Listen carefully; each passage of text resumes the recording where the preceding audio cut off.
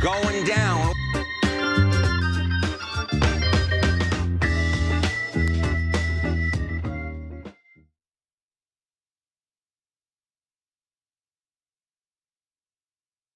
I don't play with lions. I don't play with those. I don't even do roller coasters. Wow. Well, hello.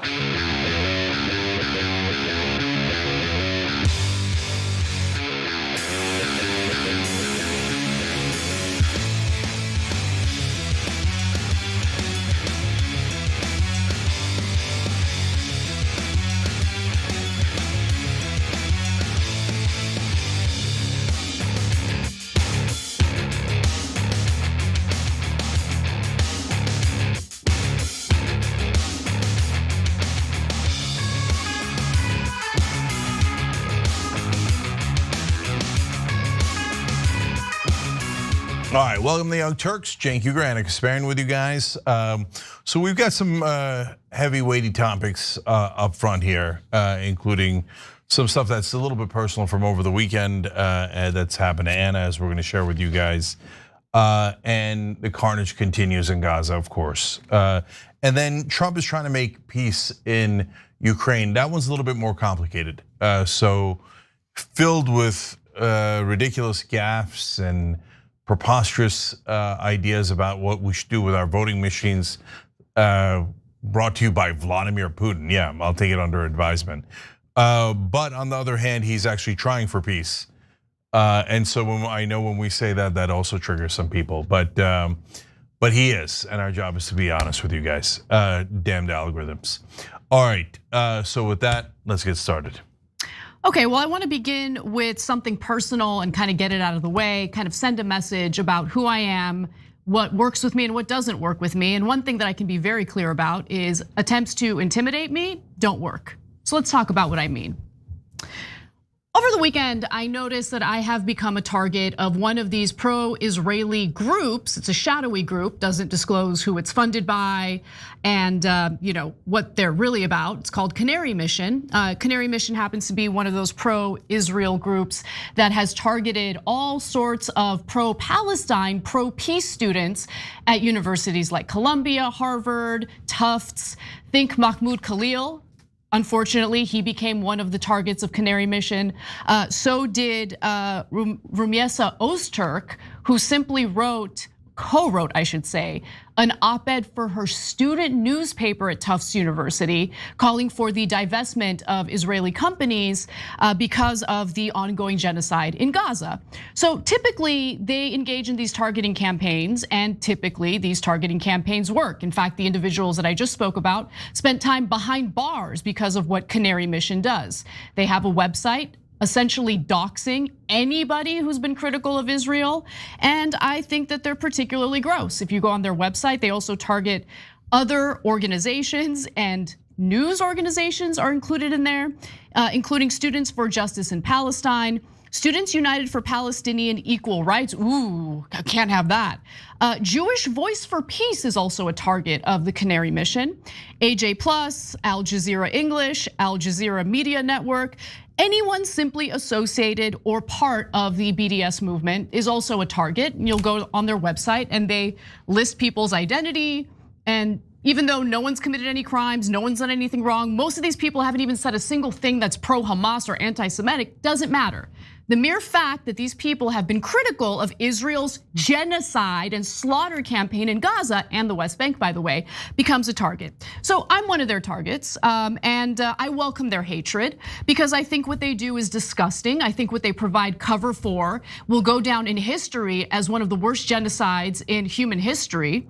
And I live in the United States of America. I'm an American. I'm proud to be an American. I'm not an Israeli.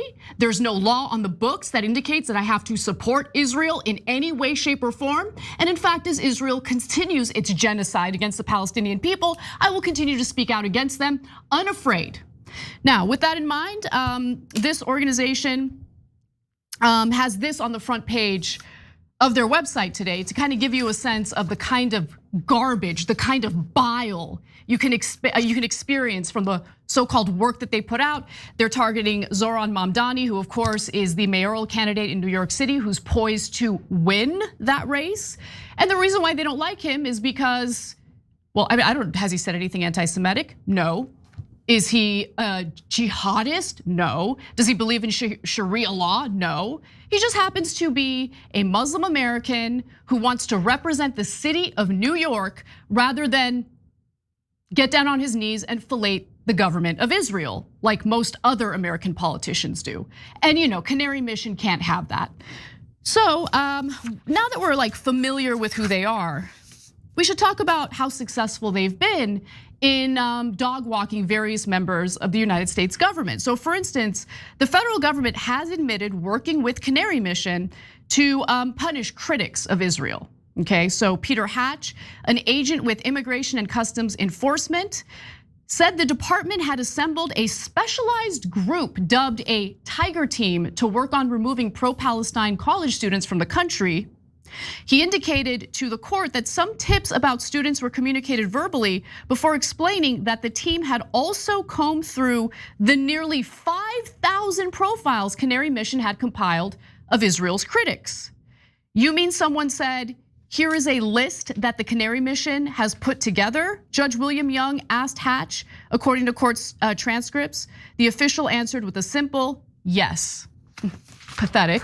Also, Haaretz recently revealed that Israel is using the information found on the Canary Mission site to ban entry into the country of some of the people the website follows, including Laura Al-Qassam, the American student barred from entering Israel for graduate studies at the Hebrew University of Jerusalem. Now, luckily, I would never step foot on Israeli soil because I find that government utterly disgusting. And I see that country as a threat, not just to the Palestinian people, but to that entire region, the region of the Middle East. And their funding is super shadowy. I can get into their funding in just a second, but after they made me a target, Cenk, I got some really interesting messages. So first off, let me just say they put a post up on their Instagram page. And the comments on that post kind of gives you a sense of the type of people that we as Americans are supposed to do everything for. We're supposed to love them. We're supposed to give them our hard-earned taxpayer dollars so they can commit the genocide in Gaza. We're not supposed to criticize anything they're up to. Let me give you a few examples.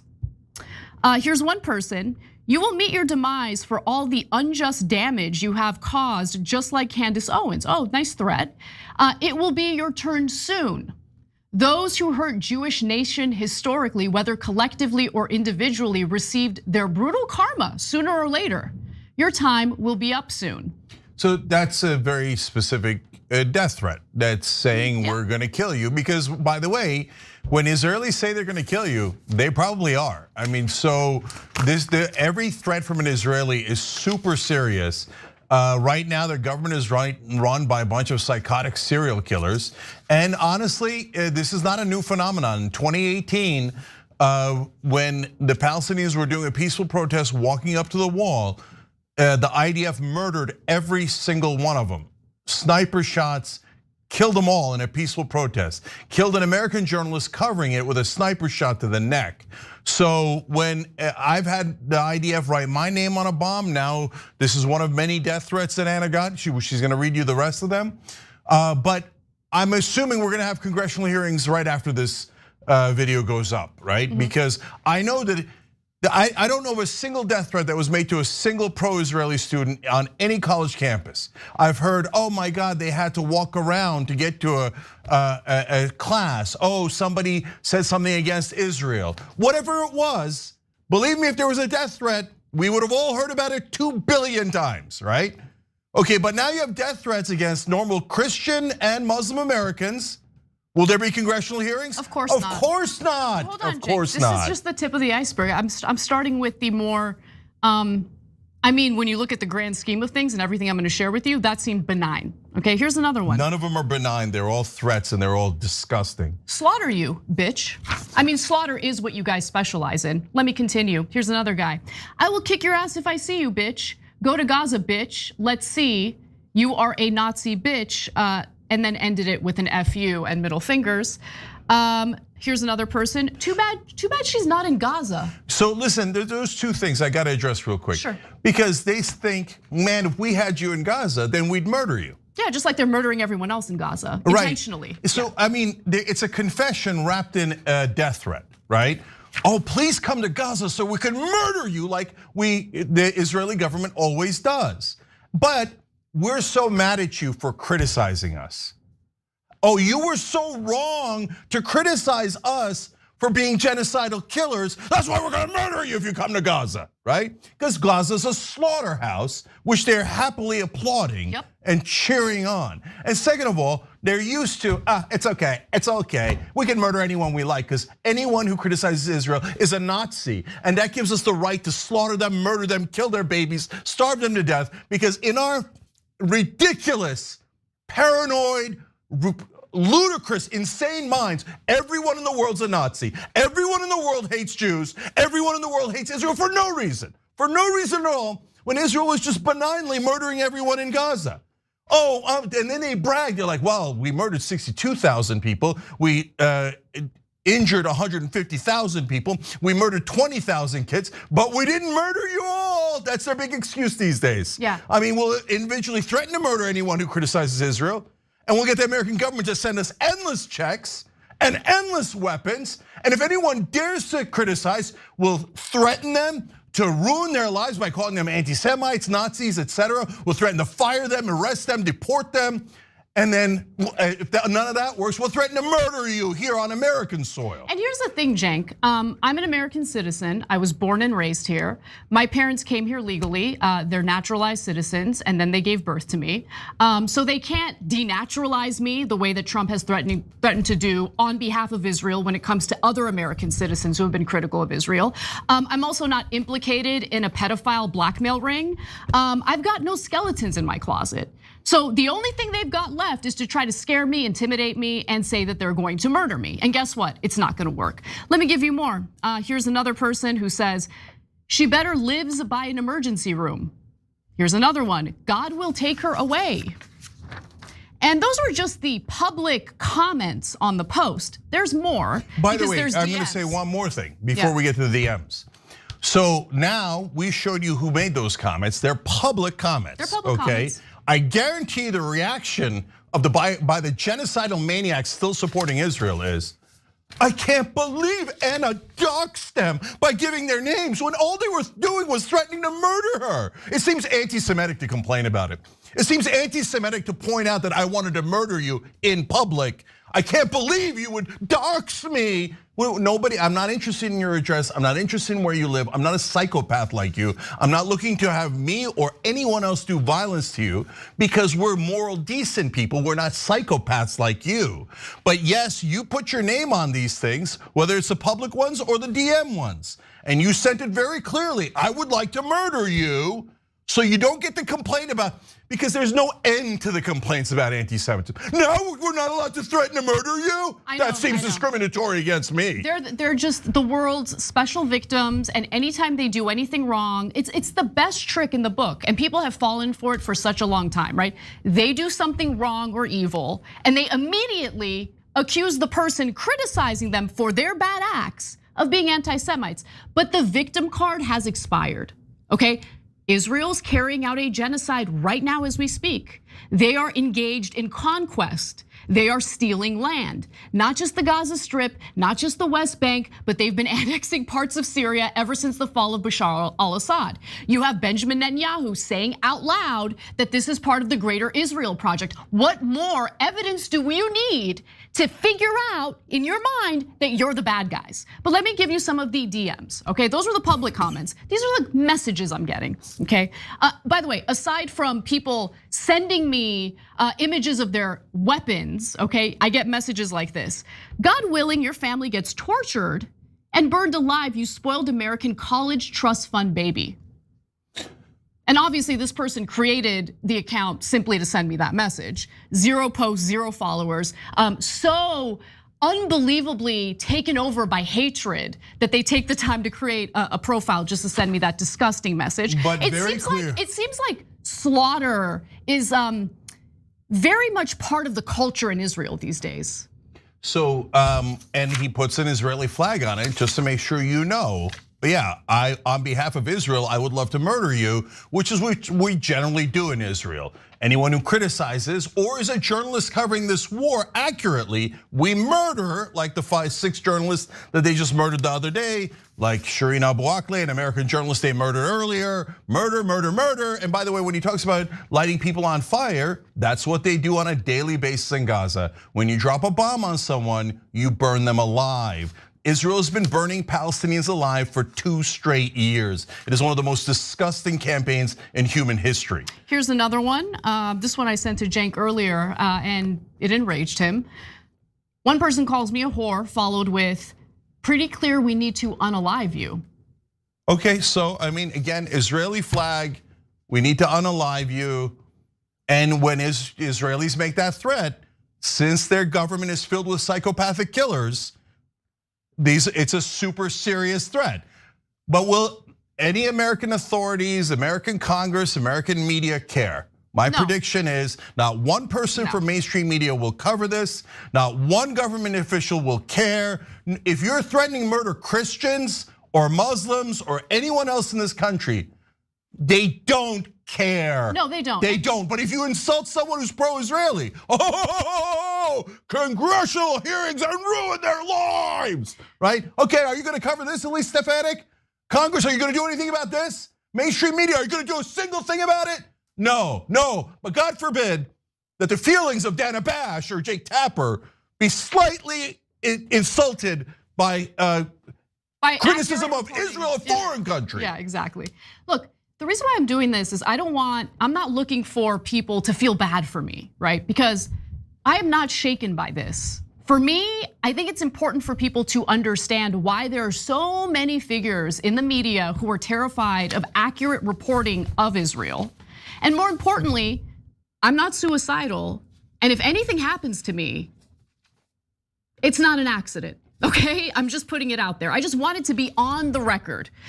Here's one more example I'll give you. One person says, hope somebody drags you into an alley, cut your effing throat, and bury you in a shallow grave. You're an anti-American piece of, you know what?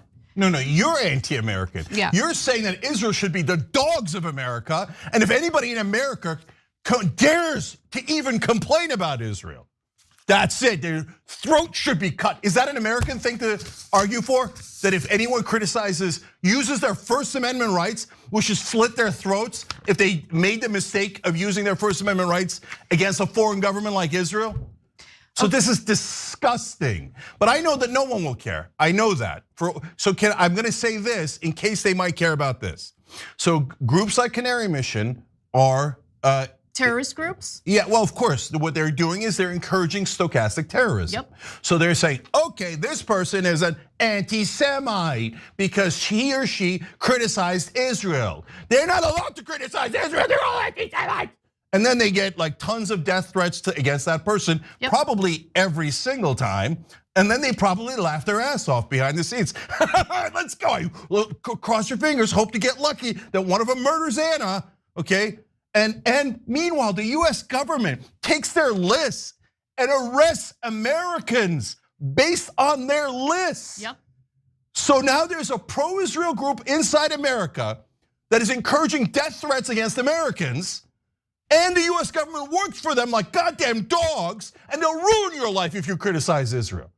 So we're all supposed to stay quiet about this. Well, you came to the wrong place, brothers and sisters. I'll double down what Anna said. If any harm comes to us, it was definitely Israel.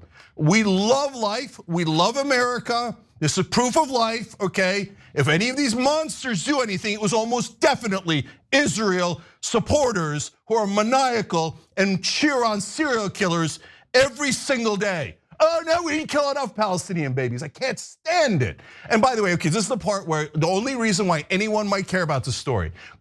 A predecessor group to them was called Masada 2000. And what they did was they put together a list of 8,000 self-hating Jews, okay?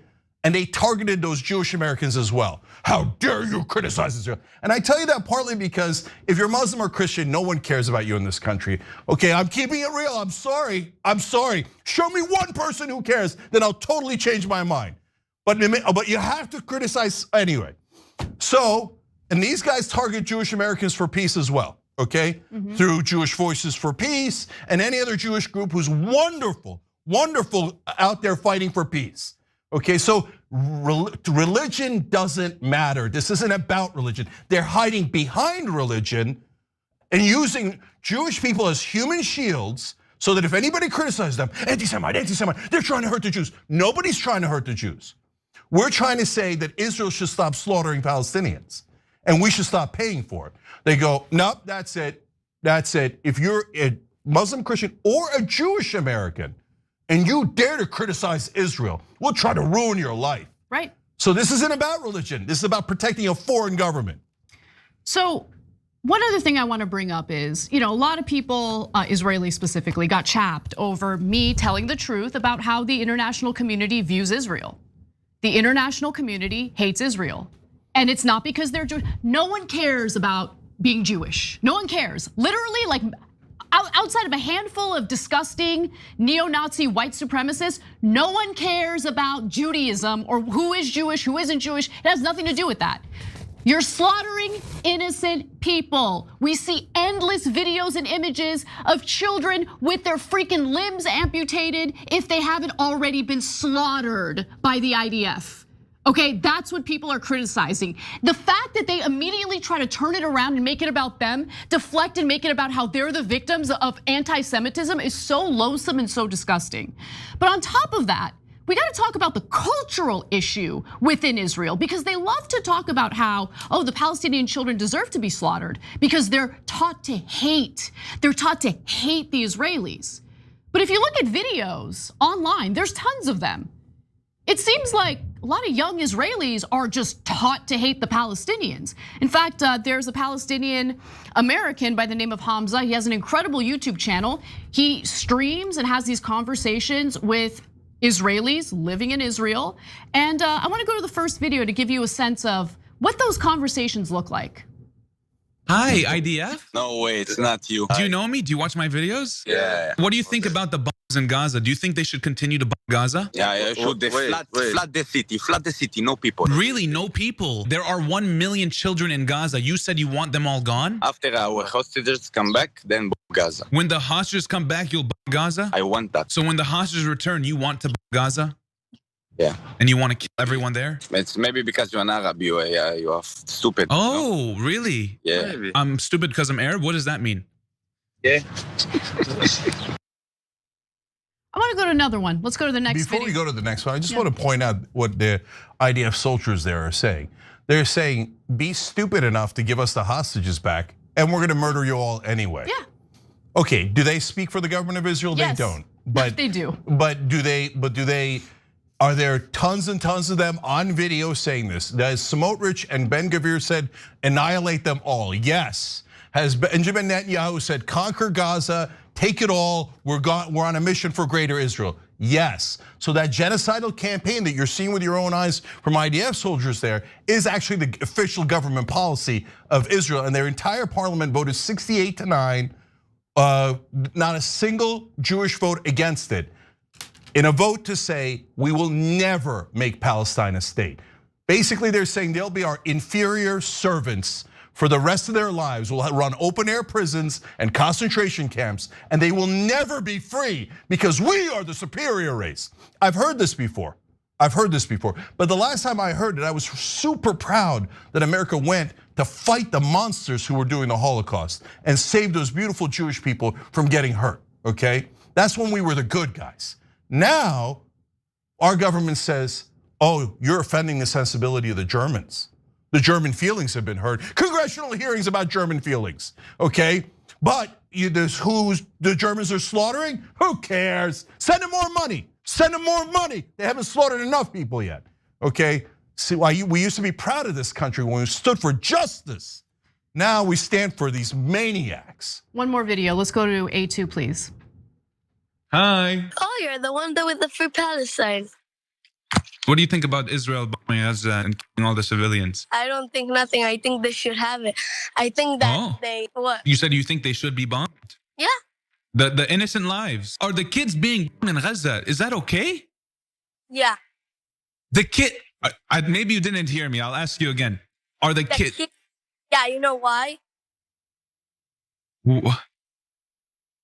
Okay, yalla, bye. Hi. First two.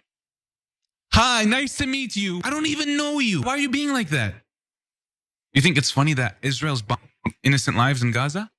Your baby's here. You think it's funny? Yeah, it's very funny. Are you even human? I'm human, you see. I'm not a robot. This baby is a...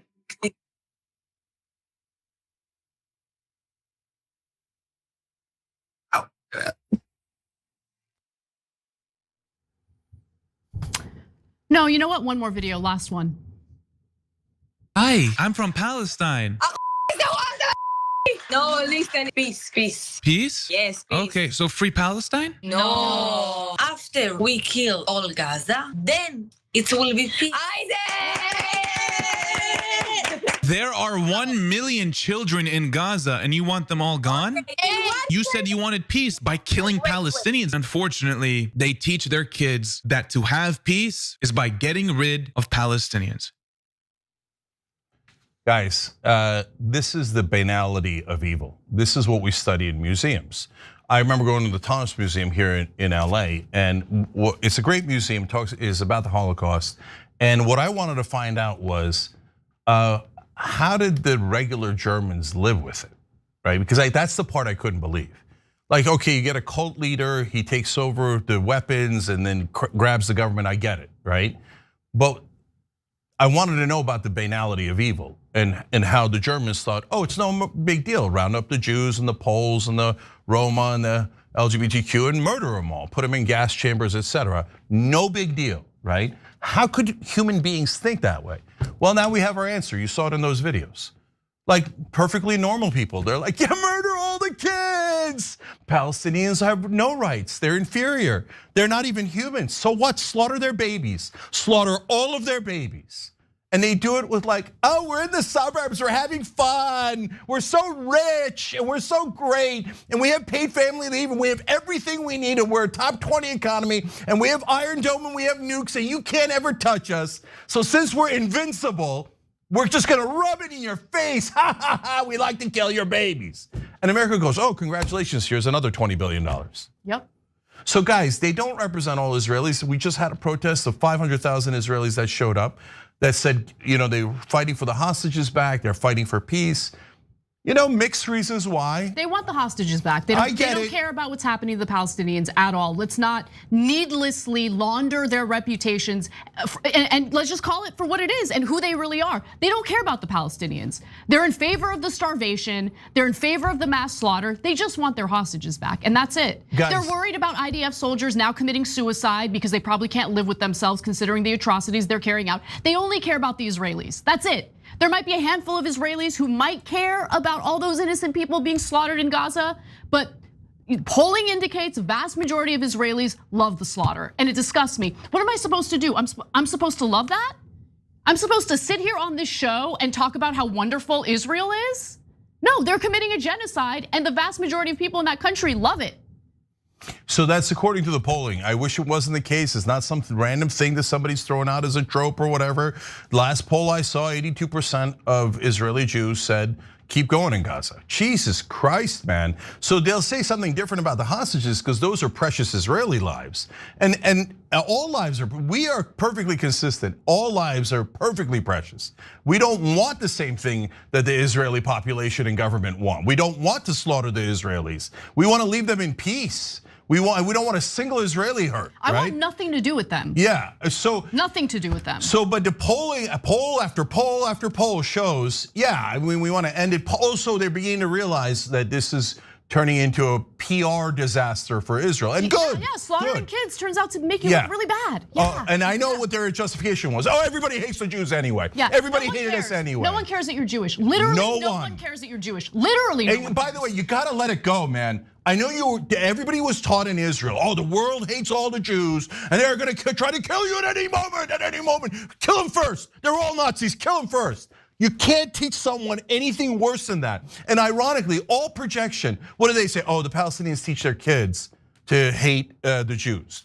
No, you're teaching your kids to absolutely hate the Palestinians, think that killing them is killing Nazis, killing their children is some sort of moral act.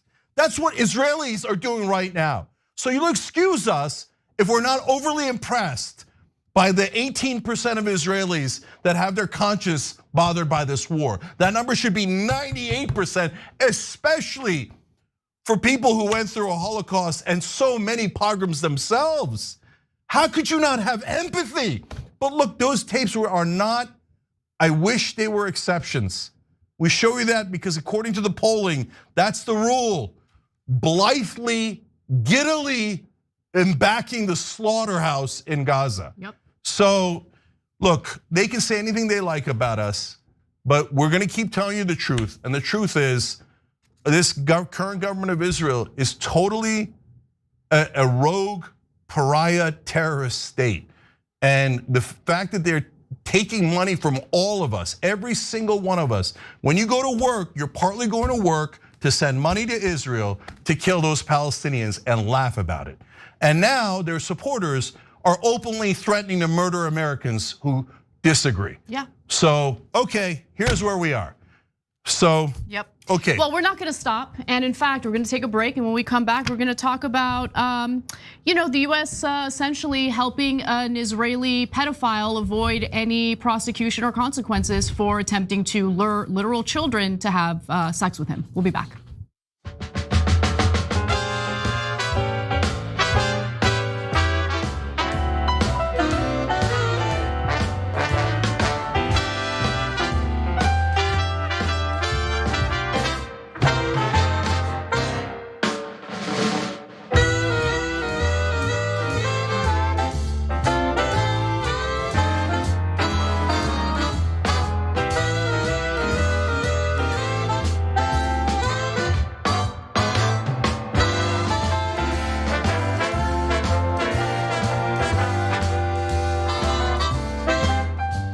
All right, I'm gonna read these blinds. Sorry, I didn't get a chance to read any of these earlier. I'm gonna go to members on tyt.com. Eclectic writes saying, Canary Mission picked the wrong woman to mess with.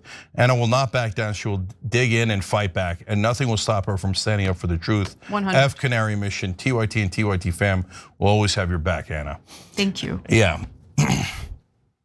I saw some idiot online today saying, oh, Young Turks, they're not really left wing. They're just following Ben Shapiro's model. Okay, listen, I don't care what wing anyone thinks I'm on, okay? Like, I find the partisan stuff so utterly boring, okay? I'm not on anyone's team, okay? I'm on Team Truth. Yeah. And if you're obsessed with the partisan stuff, this isn't the show for you. No, my point is that some people have lost their minds so much that they think we're. You think we're like Ben Shapiro? I mean, what level of mental do you have to be? What floor of the mental asylum do you have to be in? Okay, anyway. I'm so over this. Okay, Navinik says, clearly what happens in Vegas doesn't stay in Vegas. It feels like Israel. No, we're gonna get to that story next. It's definitely Israel, there's no question about it. So some Israeli pedophile comes here for sexual tourism, and then we have to let him go. Anyway, we'll explain it. Asimov's prophet says, yeah, don't provoke the Salt Queen's ire, you will regret it. Fish Cleaner says, you come after TYT, I come after you. Back to F off, war criminals. By the way, guys, I don't want anybody doing anything, okay? We're not trying to out violence them. We're not trying to out freak them. We're not trying to out anything them, okay? We're just letting you know the threats that they made, that's it. Okay, we're not expecting anything in return. I appreciate you guys supporting us rhetorically. That is deeply appreciated. Turkish Taffy says, if you're a target of the Canary Mission, you're on the right side of history. You go, Anna. Yes, anyone Canary Mission is targeted is probably a wonderful human being. Canary Mission is one of the worst things in America. We don't know who's funding them. It's probably a bunch of Israelis, and they're allowed to do anything they want in this country. Nobody ever asks any questions. Because if you're connected in any way, shape, or form to Israel, not if you're Jewish for peace, no, you're just like the rest of us. You're in occupied territory and nobody gives a damn about you. But if you're pro-Israel, oh yeah, walk in, threaten anyone you like. No, we won't ask any questions. Oh, you're funded by a foreign government? Well, I don't care. Now, I don't know the Canary Mission is founded by a foreign government. But will anyone ask? No, you're not allowed to ask. It's beloved Israel. They have special rules.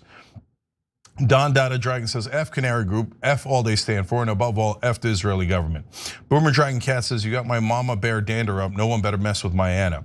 Kelly K says, Anna, I'm so sorry you have to deal with this BS. I hope law enforcement, including the FBI, are involved in this. I don't trust them at all. Are you kidding me? They've been providing cover for Israelis who do literal crimes here in the United States, including pedophilia. So honestly, I don't trust our government on this issue. If it involves Israelis or Israel, I mean, they have free range. They can do whatever they want. It's unbelievable. Our country's occupied, okay? I know Destiny and Ethan Klein get real hurt when people say that, but it's true. Oh, okay? I don't care about that. Yeah. Oh, their Go feelings? ahead and cry about it. Ethan and Destiny, you're worried about your feelings? Your feelings, F your feelings. Are you worried about how about 20,000 dead Palestinian children? I know you think they're inferior, so it's no big deal. Just slaughter away, right? You sicken me.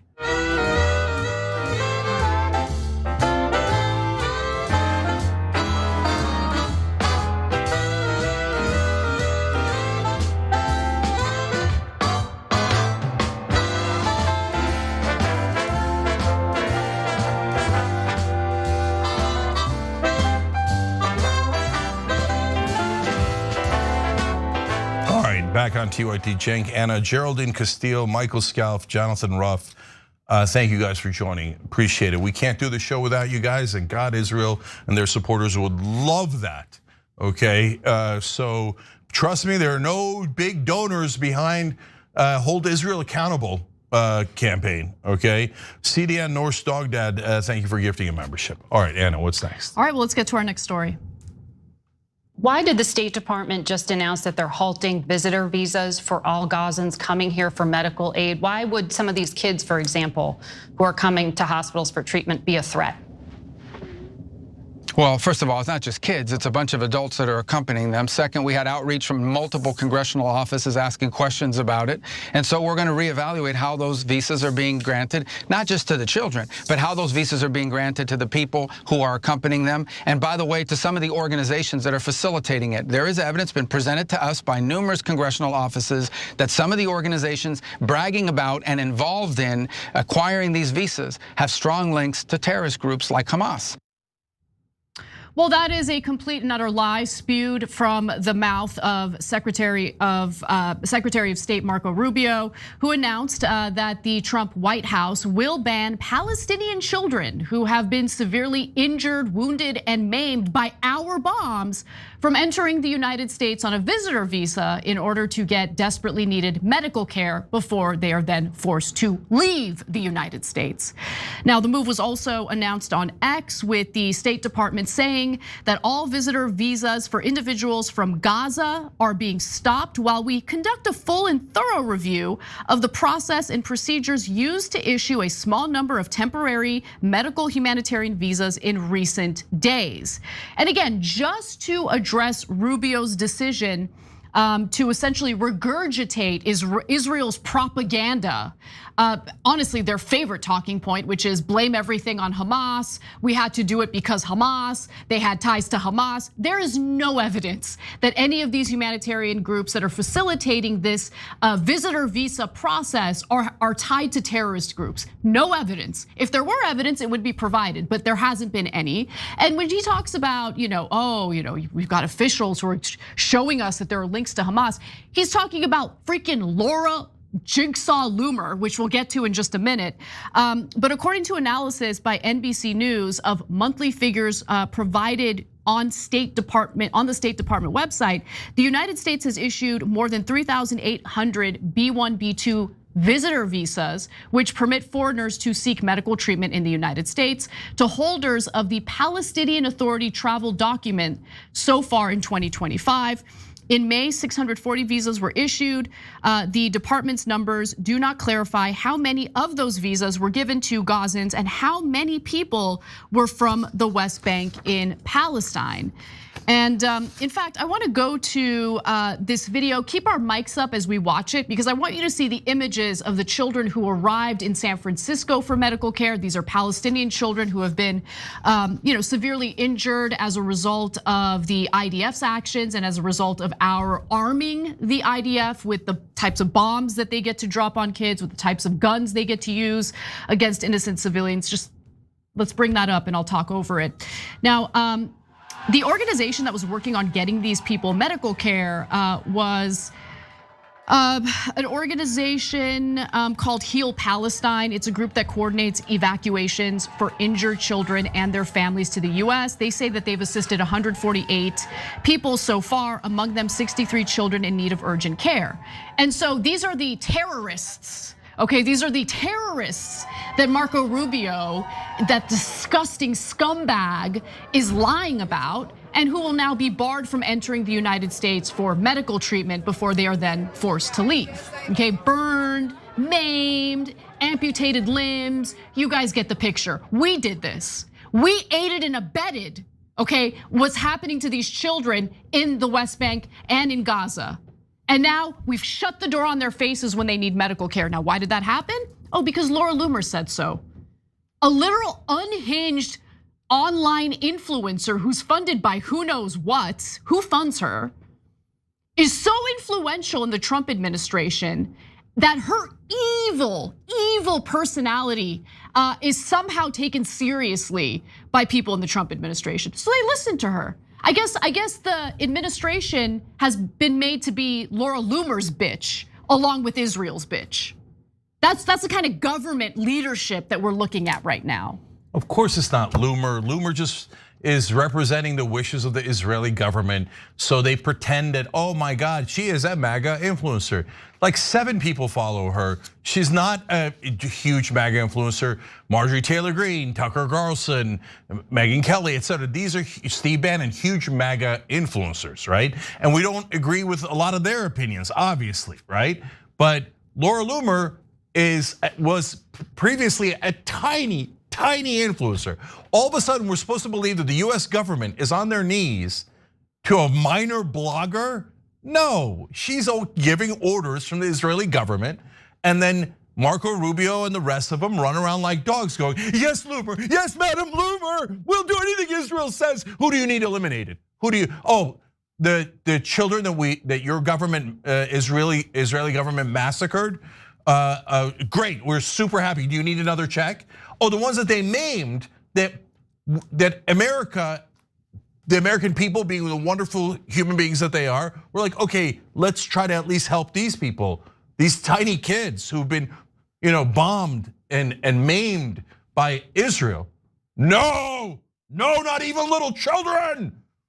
Okay, and so that's how the viciously racist, bigoted, disgusting Israeli supporters are. Yeah. That they say that even children who have their limbs amputated are terrorists, and that America should show no mercy to them. They should only show mercy and more money and 300 billion and more to the slaughterers, to the genociders, to the terrorists that run the Israeli government. Stop the occupation of the United States government by the Israelis. That's what we need. Now, look. I have one more thing, but go ahead. No, you go ahead. I want to go to what, I want people to listen to what Palestinians are going through in the Gaza Strip right now.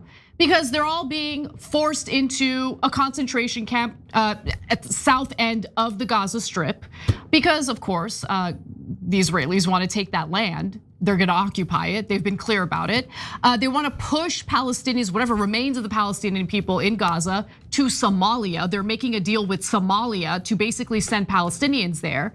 And there's one student, a medical student, who left a voicemail to her educator, who's a doctor, after she found out she's going to be displaced in the Gaza Strip yet again. And I want you to listen to this audio because we're doing this, okay? It's not just Israel, it's the American government aiding and abetting it. This is what we are doing to the people in Gaza. Listen. Hello, my dear. I'm so sorry. I don't know who to talk with. I just feel so tired.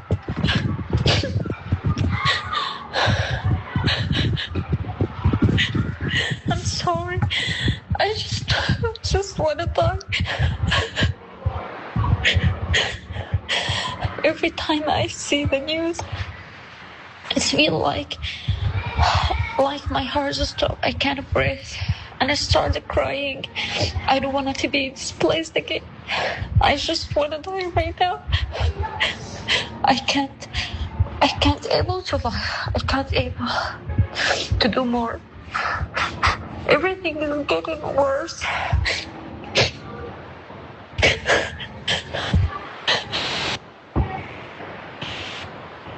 Our life is truly hell in every sense of the word.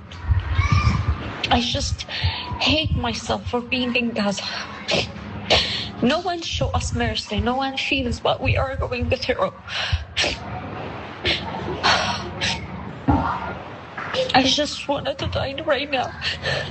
I think it's the only way I will find relief. I don't want to be displaced again, maybe.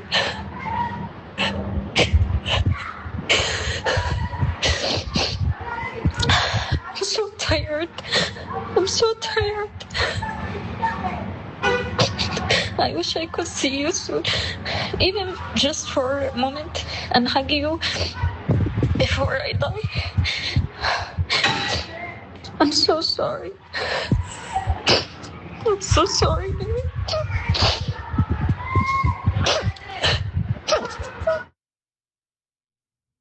So that was a student of Dr. Mimi Sayed's. She left that voicemail for her. And this is what we're doing. This is what we're doing to innocent people. And Laura Loomer loves it, can't get enough of it, but she makes herself out to be the good guy. She's scum and she is an embarrassment to this country, Jake. Okay, so we have congressional hearings over the feelings of Jewish students on college campuses. Is it all Jewish students? No, a lot of wonderful Jewish students are in the peace protests. It's only the feelings of pro-Israeli Jewish students who say, yay, genocide is awesome, but okay, but how dare you criticize me? Congressional hearings, right? And we have people who are rightfully shunned, like Nick Fuentes, because he's saying Jews instead of Israel, right? And that conflates the issue. Ironically, his partner in that is Israel and all their supporters. They constantly conflate Jews and Israel, right? We're trying to separate out those two things to say, don't make it about the Jews, that doesn't make sense. Make it about the foreign government of Israel who's taking the actions. Both Fuentes and the establishment and Israel go, no, Jews and Israel are the same thing. So if Israel's doing anything negative, Fuentes says you should hate all the Jews, and the Israeli government agrees. It's the Jews' fault. No, it's not their fault. It's your government action fault. Okay, so now, but I get it. He's shunned, etc. Loomer has said worse things than Fuentes has said about Jews in regards to Muslims, right? Let alone that she says she's a proud white nationalist, which is hateful of almost all of us, right? But the vile things she has said about Muslims is worse than what Fuentes has said about Jews, and she actually has real power. Okay, he can't go on platforms, etc., but Loomer can walk into the White House and go, that person, fired. She got 6 people fired recently. She's more powerful than almost any government official we have.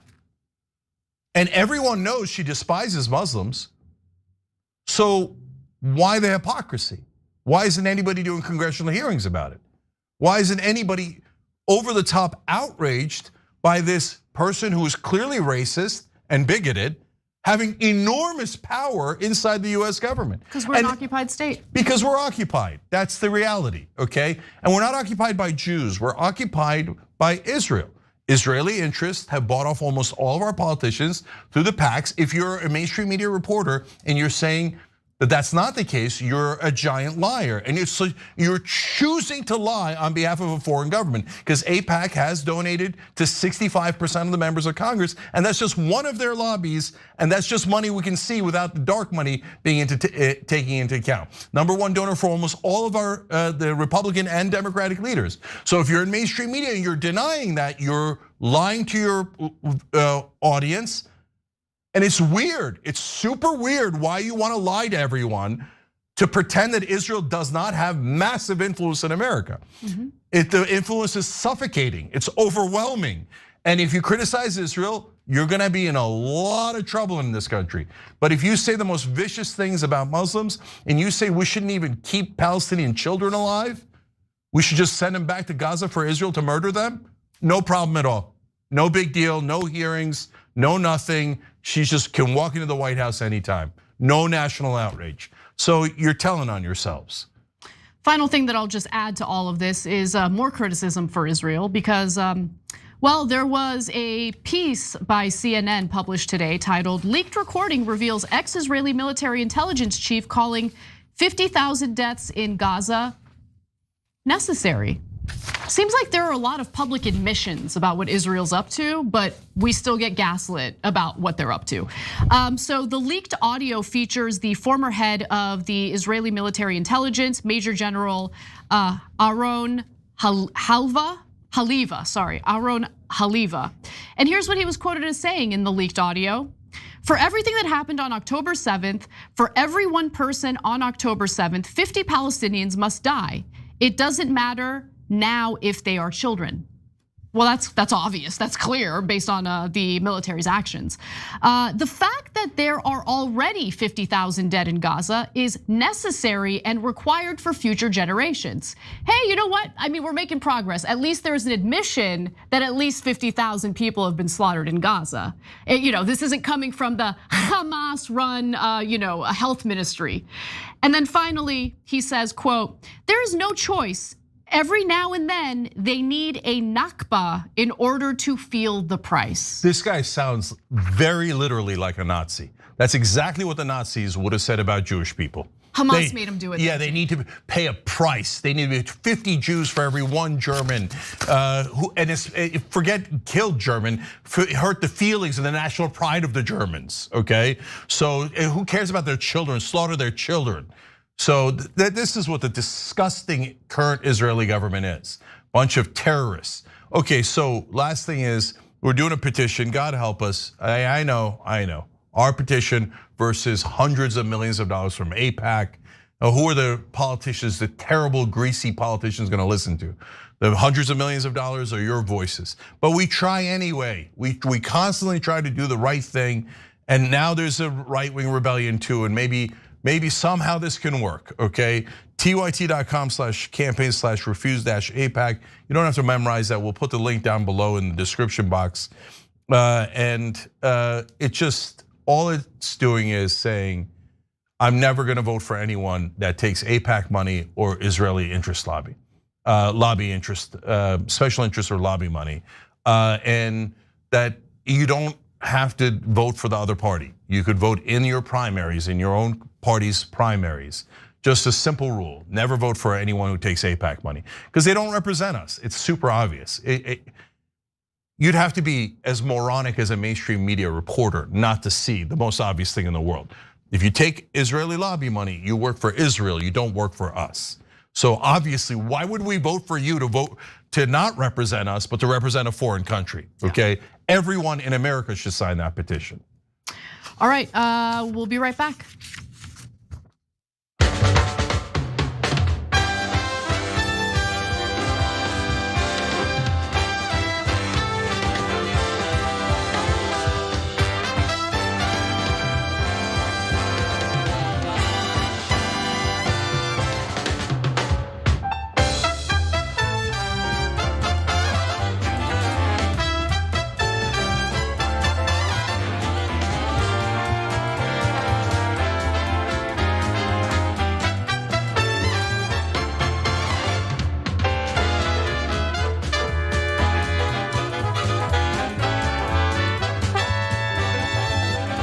Guys, back on TYT. Let's go to Super Chat. Diazasha says, thank you, TYT, Cenk and Anna. You're inspiring. I never thought I'd see this shift in my lifetime. Despite everything, you give us hope. Love from Palestine. Wow, thank you. Thank you for watching from Palestine. Thank you for being the most heroic, patient people on earth. I'm so sorry on behalf of the rest of the planet that we have not come to help. We are trying everything in our power to help you. But unfortunately, our governments, as well as the Israeli government, are deeply evil. They're deeply greedy. All they care about is corruption and serving each other. But good Americans are fighting every day on your behalf. We hope to rescue you and have you join the rest of humanity in running an independent sovereign state by yourself unlike the deeply racist opinions of almost all Israelis who say, no, the Palestinians are the only people on earth who should never be allowed to govern themselves, okay? And who are inferior to us. So it's sickening to me. And if you say it's not almost all Israelis, really? Where's the giant Israeli movement for independent Palestine? Show it to me, show it to me. All of the members of the Knesset that represented Israeli Jews voted to never allow a Palestine, okay? Every single one of them. There's some that did not show up for the vote. Ooh, wow, what a show of support. Megan Bramble says, I've become a part of the direct fundraising for families in Gaza, and all of the Gazans I talk to regularly are the kindest, most grateful people I've met. They literally just want the world to see them as humans. Thank you, TYD. Thank you for doing that, Megan. And of course, the grotesque liars in mainstream media paint the Palestinians as the evil terrorists. My whole life, Palestinians, terrorists. Meanwhile, they're being occupied and kept in open air prison camps by the beloved Israel. And every liar in mainstream media in America told you the exact opposite. They trained you, they brainwashed you into hating those poor Palestinians who have been the victim of the Israelis for the last 77 years. Victimized time and again with Israeli violence and terrorism. But our liars in mainstream media said, no, it's not the Israelis that are doing the violence. It's the Palestinians who are daring to fight back. Monster savage Muslims. You should hate them in the most viciously racist way. That's what every goddamn mainstream media reporter in this country taught every American. I'm sick of their racism and bigotry. I can't stand it. All on behalf of their beloved Israel. Why doesn't cable news move in its entirety to Tel Aviv? Why don't the New York Times, Washington Post, all of you guys, just move to Tel Aviv and be more honest about it? Go ahead, tell me that the New York Times didn't try to paint Palestinians as terrorists my whole life. Terrorists, terrorists, terrorists, terrorists. Oh, Israel, when you slaughter 50-1, no, Israel's not terrorists. All of a sudden we change the rules. We change the definition. When Israel kills civilians, it's just collateral damage. Oh yeah, they had to kill them, it's no big deal. But the terrorists, violent Muslim savages. I'm so sick of your hypocrisy. God bless the Palestinians, the best people on earth. I was valedictorian in college. Oh, well, I'm sorry.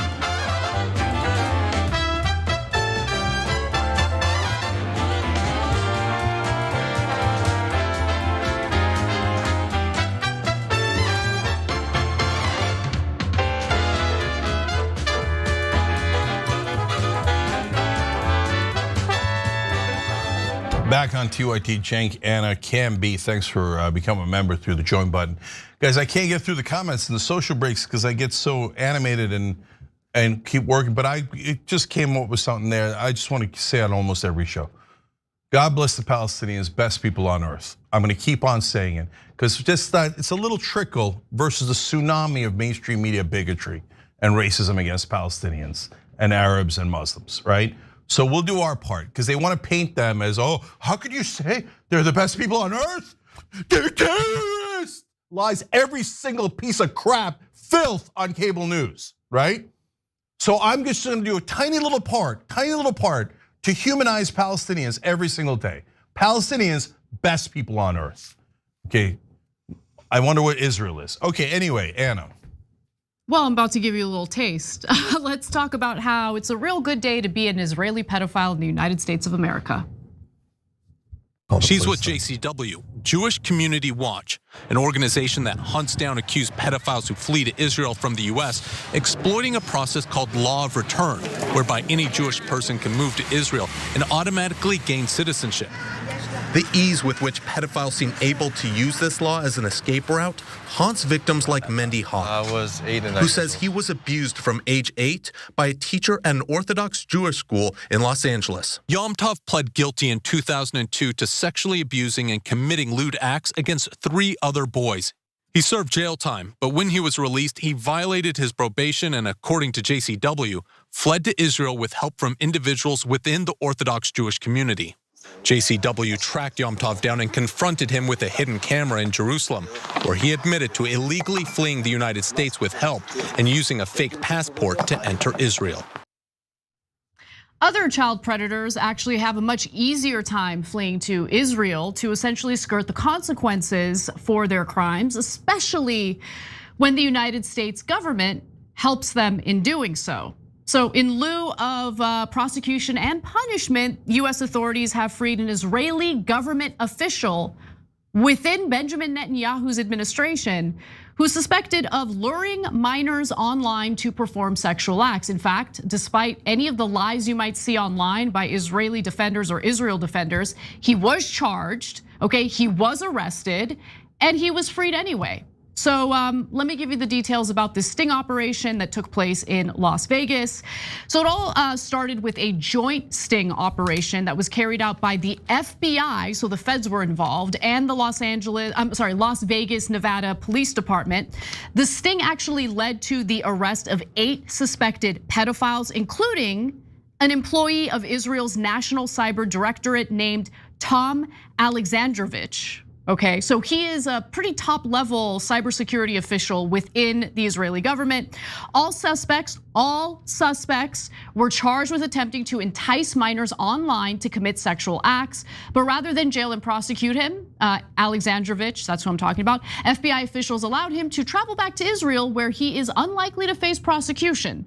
Now, why is he unlikely to face prosecution? Well, based on the statements that we've heard from Israeli officials about it. In fact, I wrote about this with granular detail on my Substack page if you're interested in reading it. Veteran Israeli cybersecurity official caught luring minors for sex in Las Vegas.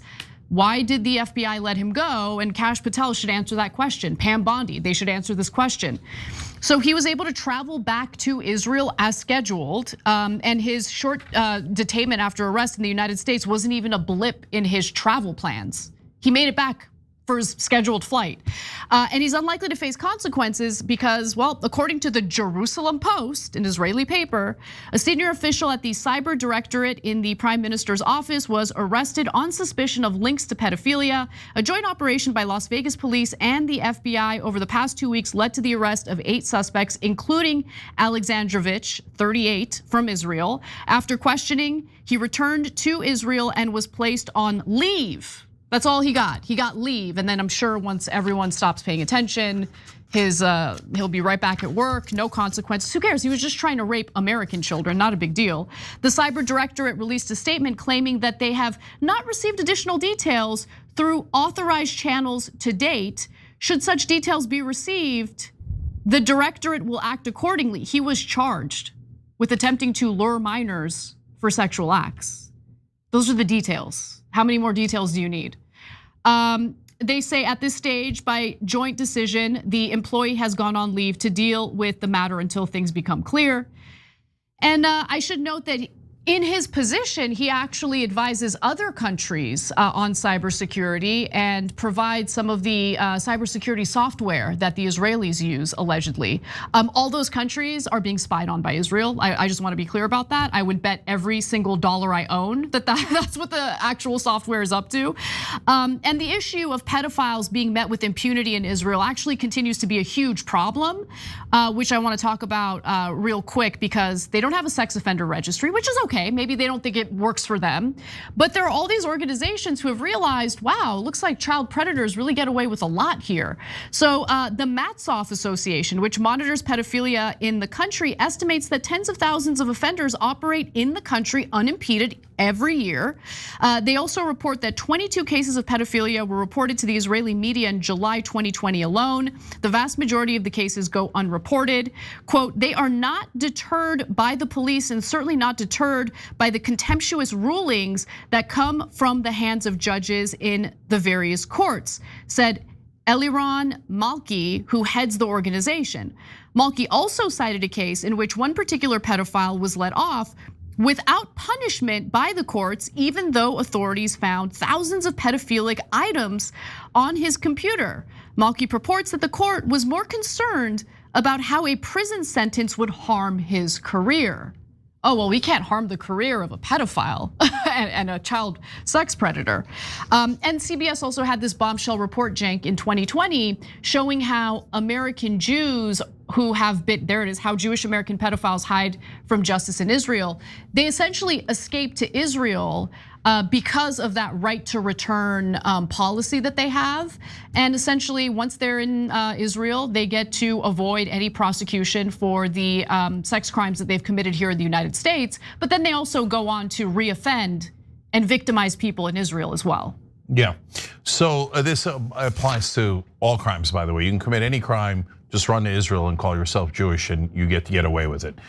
So now, theoretically, they have extradition with some countries. They actually don't have extradition with a lot of countries because they don't want to return criminals. And so those are facts. So I'm going to take it one by one. I want to talk about the pedophile situation, and then I want to talk about the extraditing Alexandrovich. On extraditing Alexandrovich, we already have a petition. We'll put the link down below in the description box. Please sign the petition, and it's a simple one. It just is saying we want the FBI to extradite him.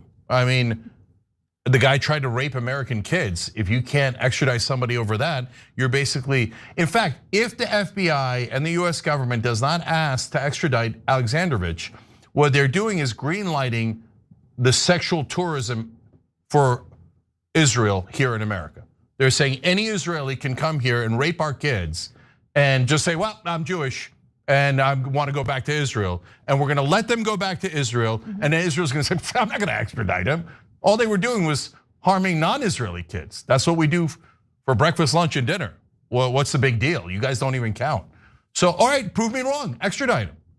That is a very serious charge. He was trying to rape our kids. But you all know he's above the law, right? You all already know that. You all already know we're not getting him back. Even if you're an Israeli supporter, you know, I know what they're gonna say. They're gonna say, and you'll see it in the comment section, cry harder, ha ha ha. It's so disgusting, good job. We get to do whatever we want to you, your kids, your money, we take it all. There's nothing you could do, okay? Prove me wrong. So there's some reporting, although it's not confirmed enough for my taste. Like so take it with a grain of salt, but there's some reporting to indicate that Trump actually got involved and allowed for him to go back to Israel.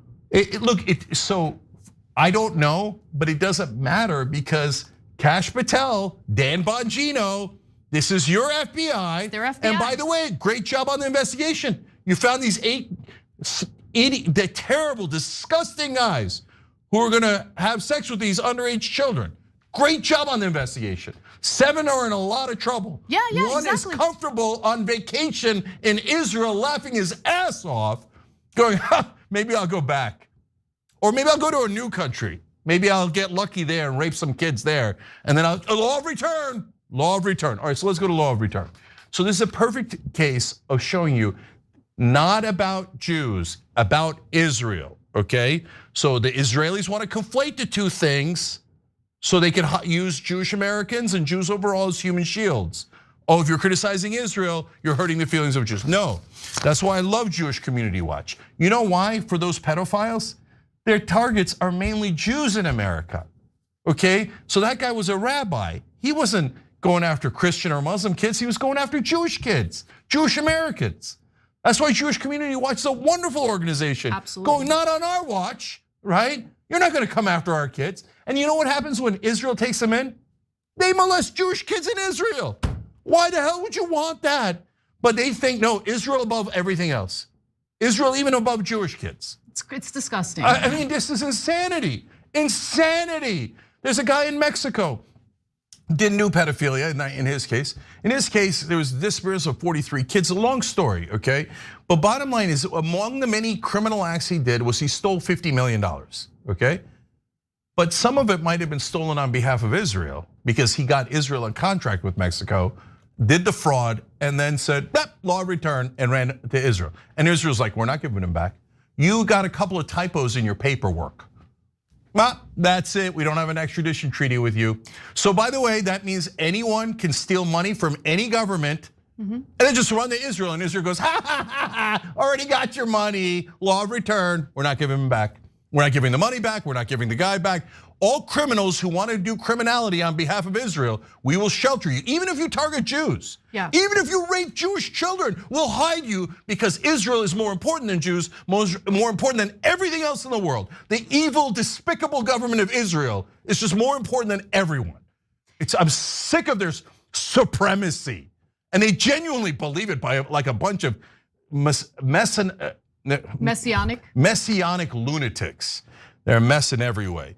So look, last couple of things here. The idea of the sexual tourism, you think like, hey, that's a bit much, right? There's pig Americans and Europeans who go to Southeast Asia for sexual tourism all the time. Yep. And why do they do it?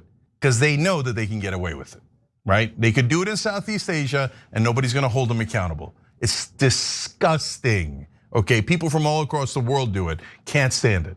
Now, we've given a free pass to every Israeli, because all they gotta do is say, I'm an Israeli, I demand a return to America. And like dogs, America will say, no matter how heinous the crime is, how vicious the crime is, doesn't matter, we have to return to Israel. No, we don't.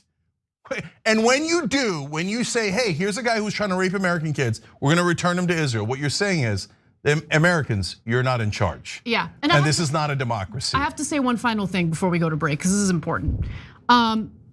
Which political party in this country fearmongered about allowing transgender women to use the bathroom that they identify with? Because, oh my God, I mean, they're going to be predators. They're going to victimize biological women in the bathroom. Which political party did that? I believe it was the right wing, the Republican Party. And in fact, Donald Trump really leaned in heavy to those talking points for his own electoral purposes. But now we have a case in which an actual child predator was let go by the Trump administration. He was trying to rape American children. And the FBI, under the Trump administration, let the guy go. He's free. So please spare me with the bullshit concern, excuse me, that totally slipped out, concern about, oh, what a danger transgender women are. Okay, no, the danger is the fact that this country is occupied by the Israeli government, and our government will do anything to protect an Israeli, even when they're trying to prey on our own children. It's disgusting. Okay, and if you love and support Israel, you should sign our petition more than anyone else. Because guys, if they don't extradite that guy, there's going to be a movement soon to ban all Israelis from coming here to America. Because if there's one country, we got to figure out what the hell is going on. No, in this case, literally, okay? Because if there's one country that has blanket immunity and can commit any crime here in America and just go back to their home country, obviously we can't let them in.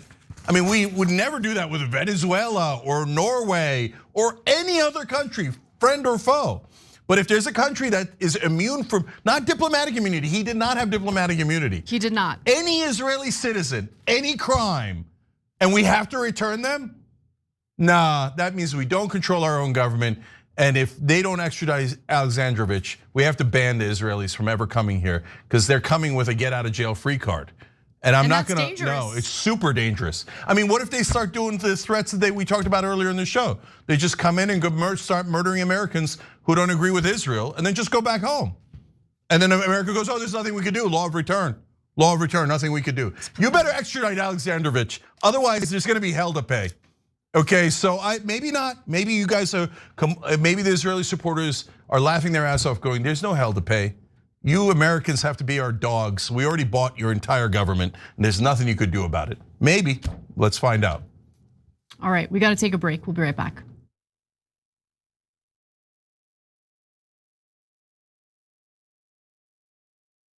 Damn it, they failed us. And if you're not angry about that, Michael, and any of you out there, then you're damn wrong, because you should be angry. Young Turks. It was genuine. He was mad. Cenk Uygur, known online as one of the Young Turks, isn't afraid to throw some punches. 3, 2, 1, fade up.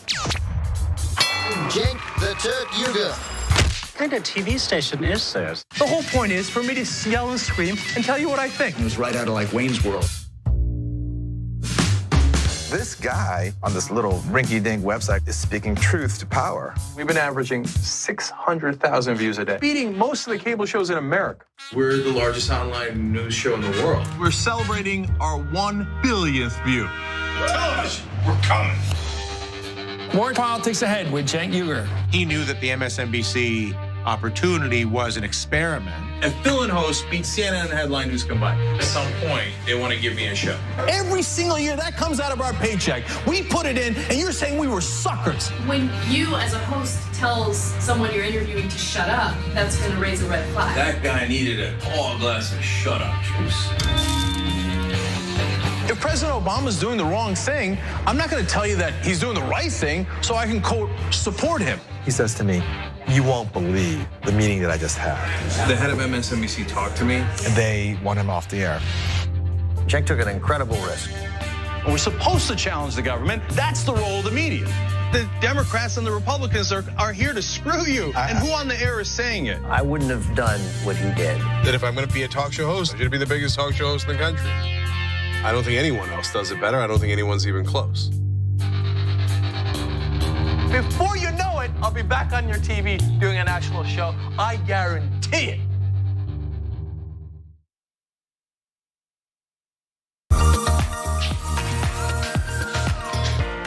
Magic. It's showtime.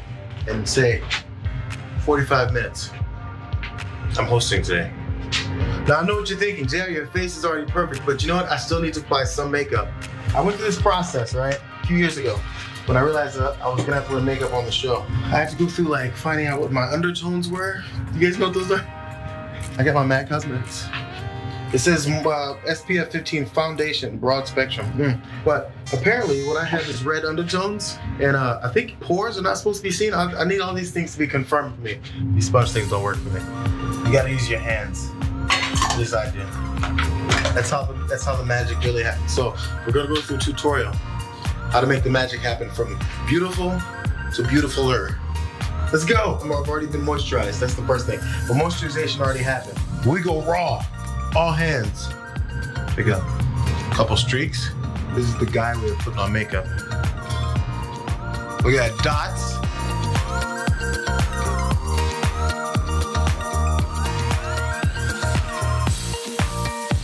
There's some shiny points that generally happen. First of all, here we go. You dust here. I'm putting way too much, but you dust. Oh, get the excess off. You don't want chunky powder. There's like a T-zone, I think, right? Mine is a double T-zone. Because I went middle and another cross. Make sure your nose isn't all shiny. People get on you for it. They'll say, that's not a good point you made on there, JR. Your nose is shiny. You guys are picky like that sometimes. I think that's about it, fellas and ladies. See you guys next time. Bitsies.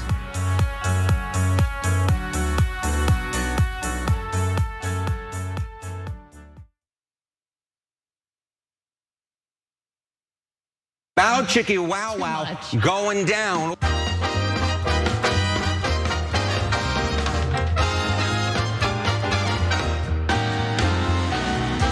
How low can you go?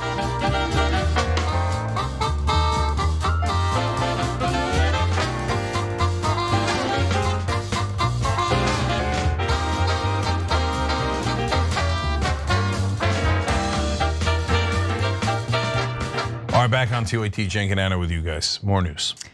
All right, we're not quite done with foreign policy just yet because there has been some news on a potential peace negotiation between Ukraine and Russia. So let's get into the details.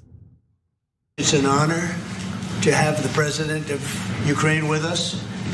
We've had a lot of good discussions, a lot of good talks, and I think progress is being made, very, very substantial progress in many ways. We had a good meeting, as you know, just a short while ago with the president of Russia. And I think there's a possibility that something could come out of it. Thank you very much for being here. Thanks so much, Mr. President. President Donald Trump sat down with Ukrainian President Vladimir Zelensky today to discuss the ongoing war in Ukraine and the possibility of a ceasefire or peace deal. And as you just saw, Trump seemed pretty optimistic about the prospect of eventually getting to something peaceful. Now, before we get to more of that press conference, let's just talk a little bit about what happened last week on Friday when Trump met with the Russian President President Vladimir Putin. So they met for 3.5 hours. They did not reach a deal. Ukraine wants something different from Russia. Russia insists on a peace deal. So really an end to this war, a final solution to this war. Whereas Volodymyr Zelensky and Ukraine want a ceasefire. They're two different things. Now, Putin does not want a ceasefire because he views it as like a pause in fighting so Ukraine can just, rearm and prepare itself to engage again. And when it comes to Ukraine, there are a lot of sticking points when it comes to a peace deal because they don't really want to give up territory, even though it's very likely they will have to.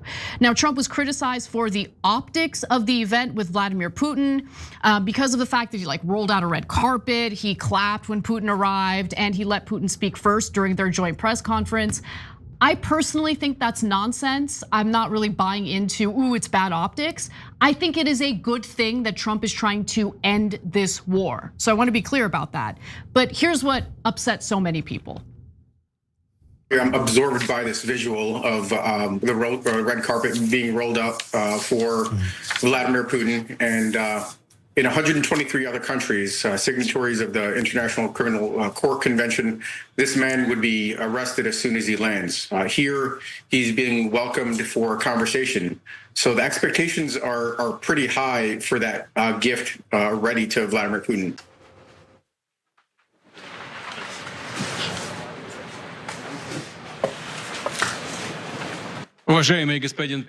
Mr. President, ladies and gentlemen, our negotiations have been held in a constructive atmosphere of mutual respect. Now, look, in my opinion, if you meet with someone you're trying to make a peace deal with guns blazing, it's gonna be a little more challenging to get that individual to negotiate with you. So I don't really have a problem with Trump being, cordial with Vladimir Putin. He's not gonna punch him in the face and then expect a ceasefire or a peace negotiation. The real question is, how serious is Putin in getting to a peace deal? And more importantly, how can we close this massive gap that exists between what Russia wants and what Ukraine wants? I'm gonna go to one more video before I go to you, Cenk, because since Friday, both Trump and his administration have faced an avalanche of criticism from both the Democrats and Republicans, including two of his former officials. Let's take a look at that. Trump did not lose, but Putin clearly won. Trump didn't come away with anything except more meetings. I served alongside the president for 4 years. I know his style in dealing with these dictators. It's the velvet glove, but I think the hammer needs to come, and it needs to come immediately. Okay, well, both of those individuals are idiots, mostly because Bolton just loves war. Let's just keep that real. But then when it comes to Pence, Trump's got nothing left. We gotta be clear, America has no more cards to play, okay? There's a lot of talk about additional sanctions against Russia. Well, the sanctions haven't been working, clearly, which is a pretty devastating realization when it comes to the power that the United States is able to flex. Now, there's some talk about what's referred to as secondary sanctions on Russian oil, which would, of course, severely limit the oil supply internationally, and that would really hurt ordinary people all across the globe as it pertains to oil prices, gas prices, the cost to transport goods and services. So that's not just gonna harm Russia, it's gonna harm the entire global economy. And that's why the United States has been very slow to even consider pulling the trigger on that. But Cenk, I'm really curious what you think about Trump's efforts in getting this war to end. Yeah, so I share your sentiment that I'm glad that he's trying, and I don't say that lightly. I'll come back to it, okay? At the same time, I'm harsher on him on how he's handled it. So we are financing a war against Russia. Russia invaded one of our allies and has killed their civilians and taken their land. And that is a country we gave a security assurance to when they gave up their nuclear weapons, okay? So you do peace negotiations. I always believe in peace negotiations, but you don't have to roll out a red carpet for the guy. You don't have to applaud as he's come, oh, the great president of Russia. No, I'm not applauding anyone that we're financing a war against and that has attacked one of our allies, let alone any country, okay? So, okay, the theatrics of it was terrible, letting Putin speak first. Who cares who speaks first? You say, like, I got it. But it matters in that context because to us, who cares? But in international relations, the host country is supposed to speak first. When the host country defers to the other country, it's a sign of, like, you know, if you've ever seen Planet of the Apes, monkeys do this, like the apes do this, like as an offer of you're the alpha, I am the beta, right? It's like my favorite thing. Yeah, and that's what Trump did with Putin in every interaction, including this one. And he always, like, whenever Putin's around, all of a sudden his neck goes down like a couple of degrees, right? So to me, as an American, I don't like that. I don't need you to be hostile. I need you to get to peace, but stop acting like such a beta. So, but if you say, hey, Cenk, it's just optics, no problem. The much bigger problem is, guys, he said before the summit where we're inviting him to America, again, some people think that's a big deal. I don't think it's that big a deal, okay? And then Trump said, we are definitely gonna get a ceasefire. And that is non-negotiable. He has to agree to some sort of ceasefire, that he's on the road to a ceasefire, right? And Putin goes, no ceasefire. And then there are 5 territories that the Russians are interested in. Putin comes back with, I want all 5 of them, 100%. Trump pushed back apparently on part of Donetsk. I don't know how to pronounce this, sorry, okay? And so- Donetsk, yes. Okay, sorry. So that's it. So Trump, brother, if you're gonna invite him here and you're gonna do negotiations without the Ukrainians, you have to meet him head on. You have to say, here's the cards I'm holding, and here's how I'm gonna play them. And no, you're not gonna get 100% of what you want or 95% of what you want. And I'm not gonna let you walk out of here without some sort of concession from you.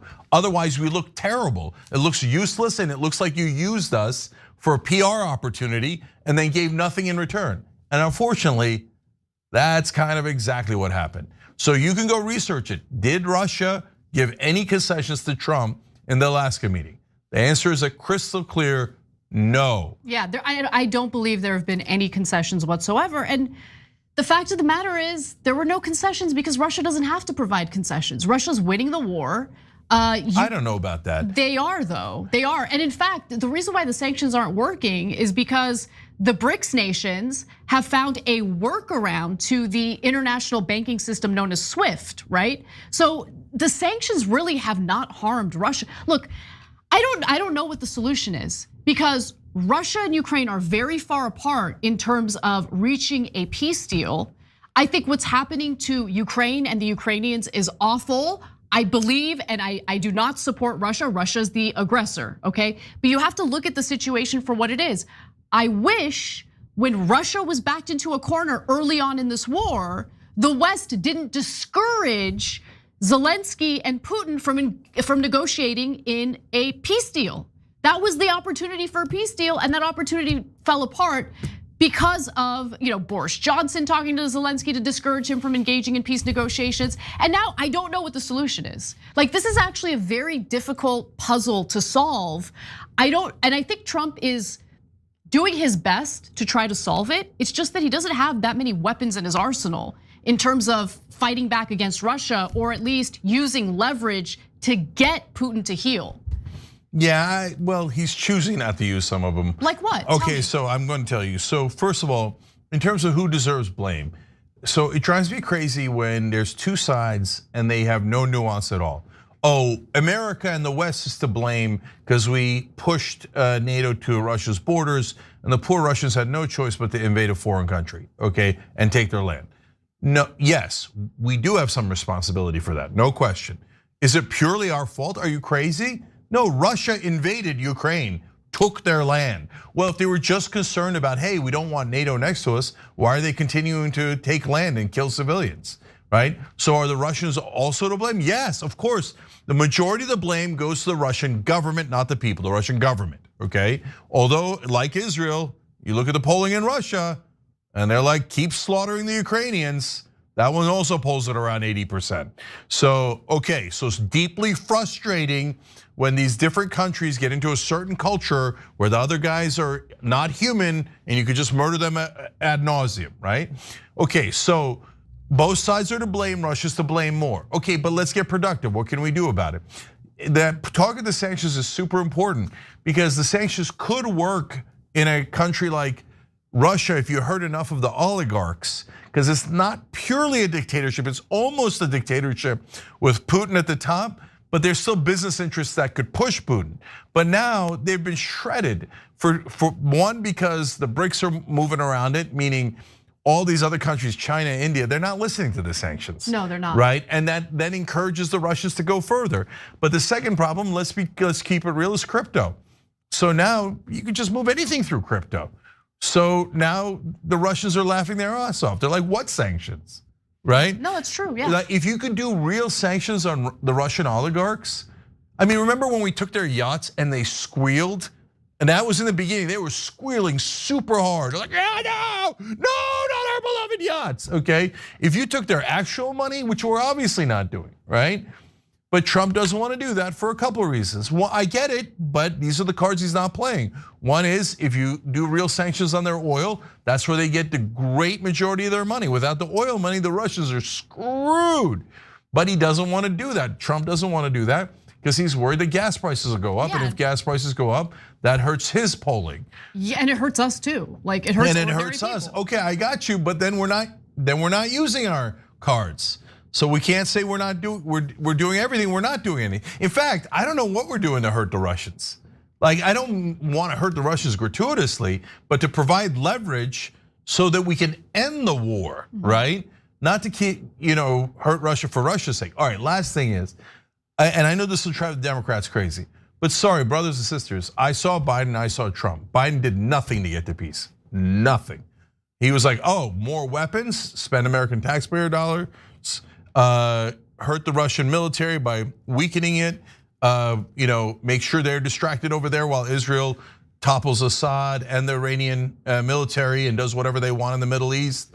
Biden's like, this is all wins. He did nothing for peace. Biden was the worst when it came to handling this war, especially in the beginning when there was an opportunity for peace. Remember, I mean, look, weakening Russia by dragging out the war and having Russia expend its military capability is good news for a country that might want to do a regime change war in Iran, right? I mean, I don't think that was the main reason for why Zelensky was discouraged from engaging in peace negotiations, but I do think it's a factor. It's definitely a factor. When the Israelis give orders, that's very, Americans, presidents follow them. Anyway, so in this case, the one thing I genuinely give Trump credit for, as he's bungling it in every way and asking for the rare earth minerals for us, that further complicated things. Yeah, it's not for us, it's for American companies and Tesla and stuff like that, right? So that needlessly complicated things. But for as badly as he's bungled it, he's at least trying, and you could all see him trying, right?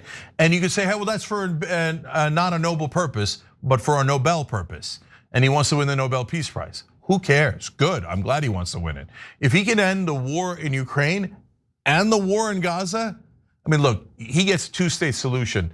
I don't care what anybody says about Trump. Okay, that will make him historic. He will definitely earn the Nobel Peace Prize if he does that. But those are giant ifs. No, right now, he's done nothing to oppose Israel. Nope. Or almost nothing.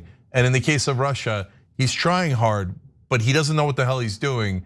And he's got nothing to show for his efforts so far. Yeah, and look, Trump has indicated that he didn't expect much from his meeting with Putin, and the real goal was to get Zelensky and Putin to sit down and negotiate. Trump on Monday said his goal is that following his meeting with Putin, the Kremlin chief will sit down with Zelensky to begin hashing out terms for a ceasefire. Although honestly, after meeting with Putin, who doesn't want a ceasefire, he did change his language to talk more about a peace deal. But let me continue with the rest of that. Whether or not it includes him in direct negotiations, ultimately, I'm going to put the two of them in a room.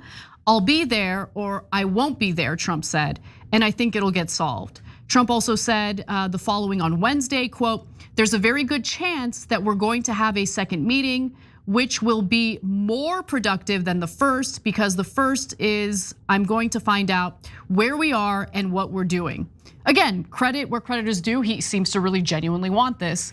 And today, Trump repeatedly stated that he thinks a meeting with himself, Putin, and Zelensky could be possible. So that's where we currently stand. There is no deal. There still is this massive disparity between what Russia is demanding and what Ukraine is demanding. We'll stay on the story and keep you updated, but it doesn't look good for now. But it is good news that we have a president that, at least in this one instance, he really does want to end the fighting and the slaughter. All right, we got to take a break. When we come back, a lot more to get to, including advice that Trump got from Putin that he wants to really put into action. I put on the blinders, I say I just do it.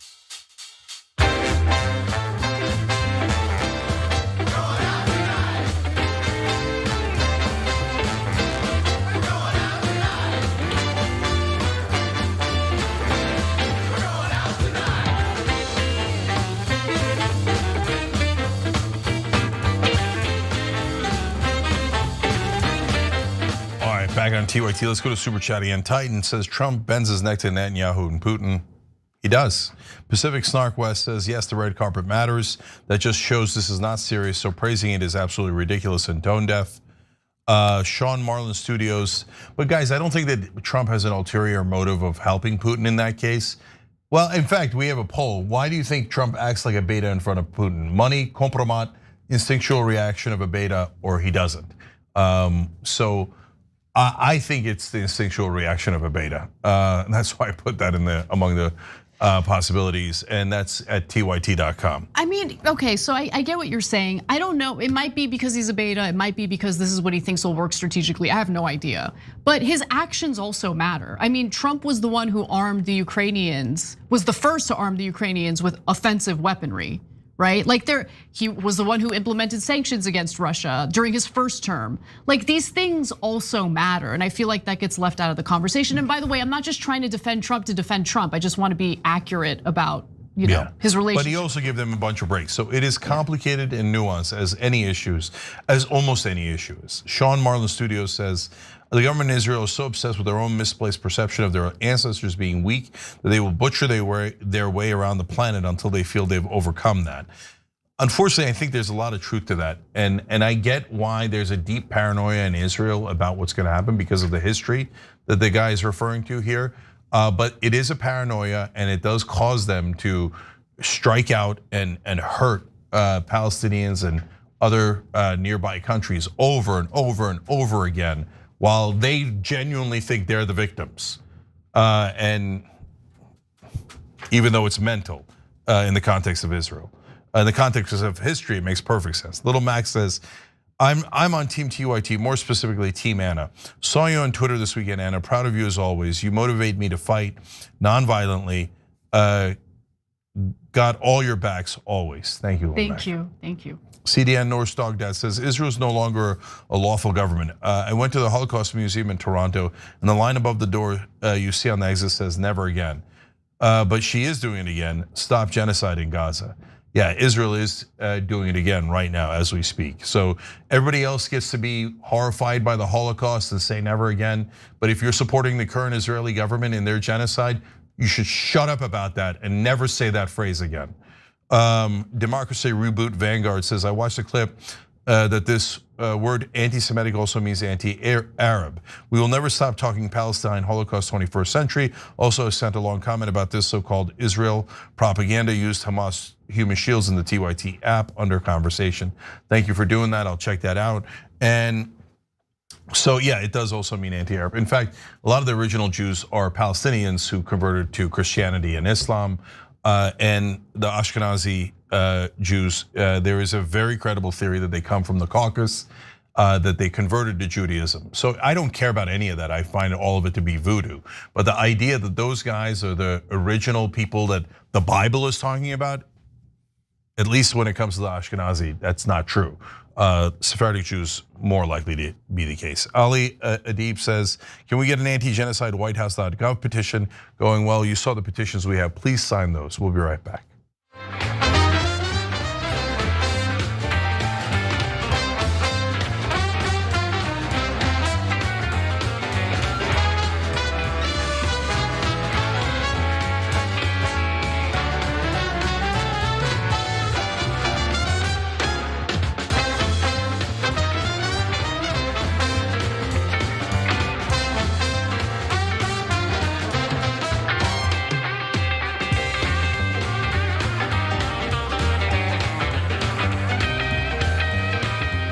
back on TYT. Checking out with you guys, but also members and folks on Super Chat. So I want to give you guys voice now. So let's go to Emily Miller on Super Chat.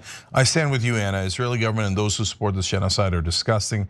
If anyone comes after you, they will get the full wrath of the TYT fam.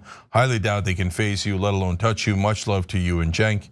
Thank you for being with us, Emily. Appreciate it. I also want to just I want to acknowledge all of the wonderful Jewish Americans who have been writing in and showing support, showing love. I love you guys. I hope you know. I mean, I think I make it clear, but I'm gonna make it clear again.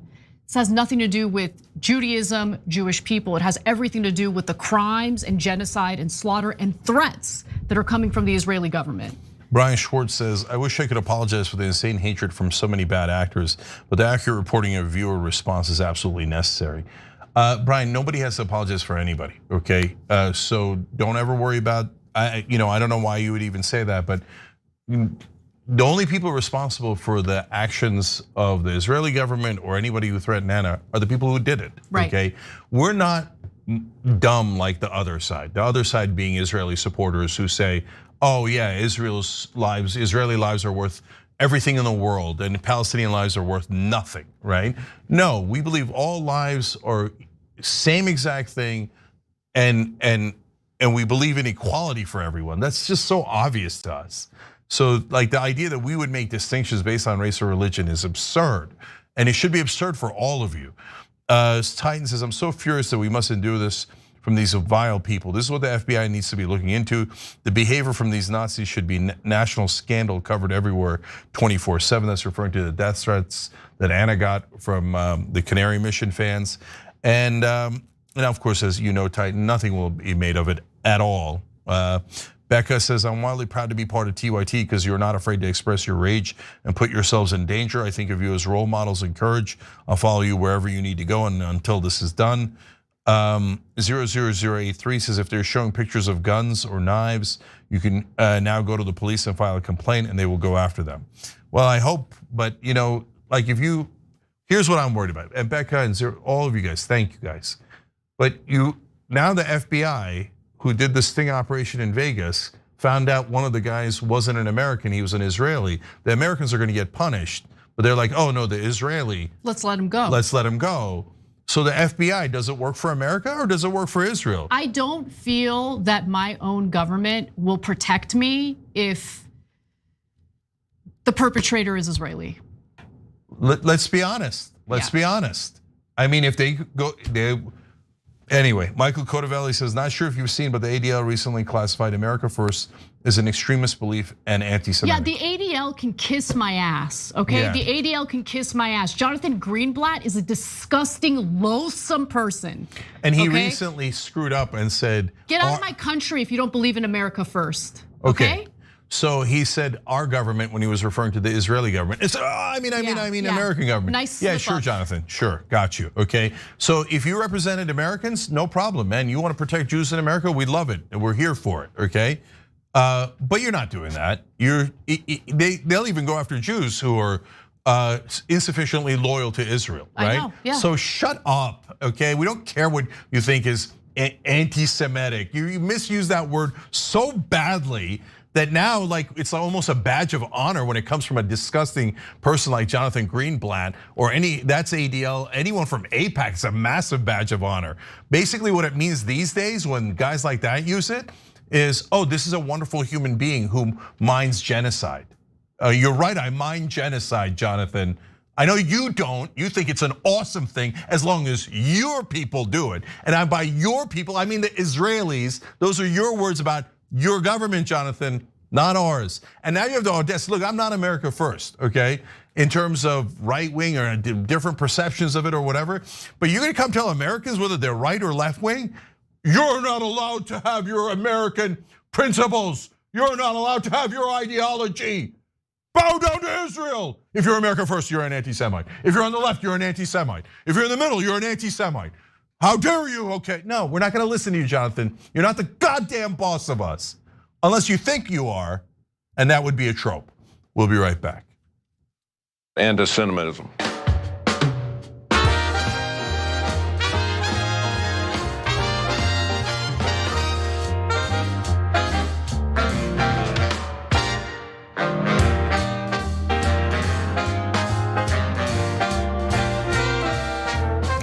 on TYT. Lady AF writes in our YouTube member section, we can't allow ourselves to fall for any more disunity propaganda. No more left-wing, right-wing nonsense. We're all just Americans now, both wings and tail feathers intact. Yes, that's the way I see it at this point. Yeah, and so especially on the issue of Gaza and Israel, you're either on America's side or you're on Israel's side. Right and left doesn't matter.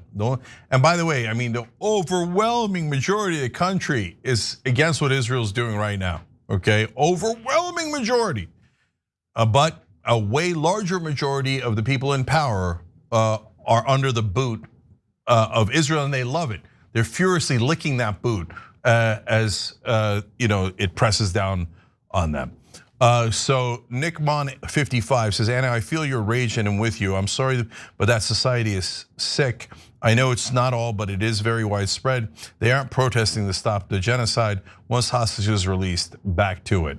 So they're referring to Israeli society. Israeli society, look, I love Yuval Noah Harari. He's my favorite author. He's wrote Sapiens. I think it's the best book ever written. And so I've talked about that on the show many times before. He's an Israeli citizen, and you should hear his speech. Maybe we'll play it for you one of these days on how Israel is now warping Jewish culture in a greatly damaging way. And he's super concerned about it. And as usual, he's brilliant and he's correct. Meltam Barlin writes in, I'm reporting all those accounts when you share. Don't stop sharing, don't stop reporting, don't stop spreading. Those are again referring to the death threats from earlier in the show. Jonas Obluk says, it's funny, as a Ron Paul libertarian, I was not with you guys before Israel went crazy. Now I find myself listening to you and agreeing. You want to know what's so crazy? I have found solace in libertarian content creators lately. Like, I don't miss Dave Smith's streams ever. The libertarian community recently had a conference and I listened to a bunch of their talks. It helps me feel like I'm not insane. Yeah, because for whatever disagreements we have with the libertarians. On foreign policy, they slap. Okay, like they get it, they do. I almost entirely agree with their foreign policy stances. Look, honestly, on foreign policy, I bet you I can get 80% of the voters of any stripe to agree. Okay, but we're not in charge of our own foreign policy. Other governments are in charge of our foreign policy. So that's why libertarians hate it. Yeah, Liberty Vault. Oh, I watch Liberty Vault. Yeah, I'm into Liberty Vault. So if somebody wants to say, hey, you're not being pure by unifying with libertarians who are also against the genocide. Okay, you can go take a very long walk off a very short dock. We're all trying to save lives in Gaza, okay? If our libertarian brothers and sisters are trying to help us save lives in Gaza, I am super happy to have them as part of our coalition. If Marjorie Taylor Greene is trying to save lives in Gaza, and as it turns out she is, I am very happy to have her as part of our coalition. And if you want to reject people like Tucker Carlson, Marjorie Taylor Greene, and Dave Smith because of your purity test, that's really selfish and disgusting. Agreed. Okay? You could fight them on all the things we disagree on. It's not complicated, okay? The only people who make it complicated are sick other careerists that are pretending to be left-wingers, pretending to care about Gaza, meanwhile going, no, don't help us.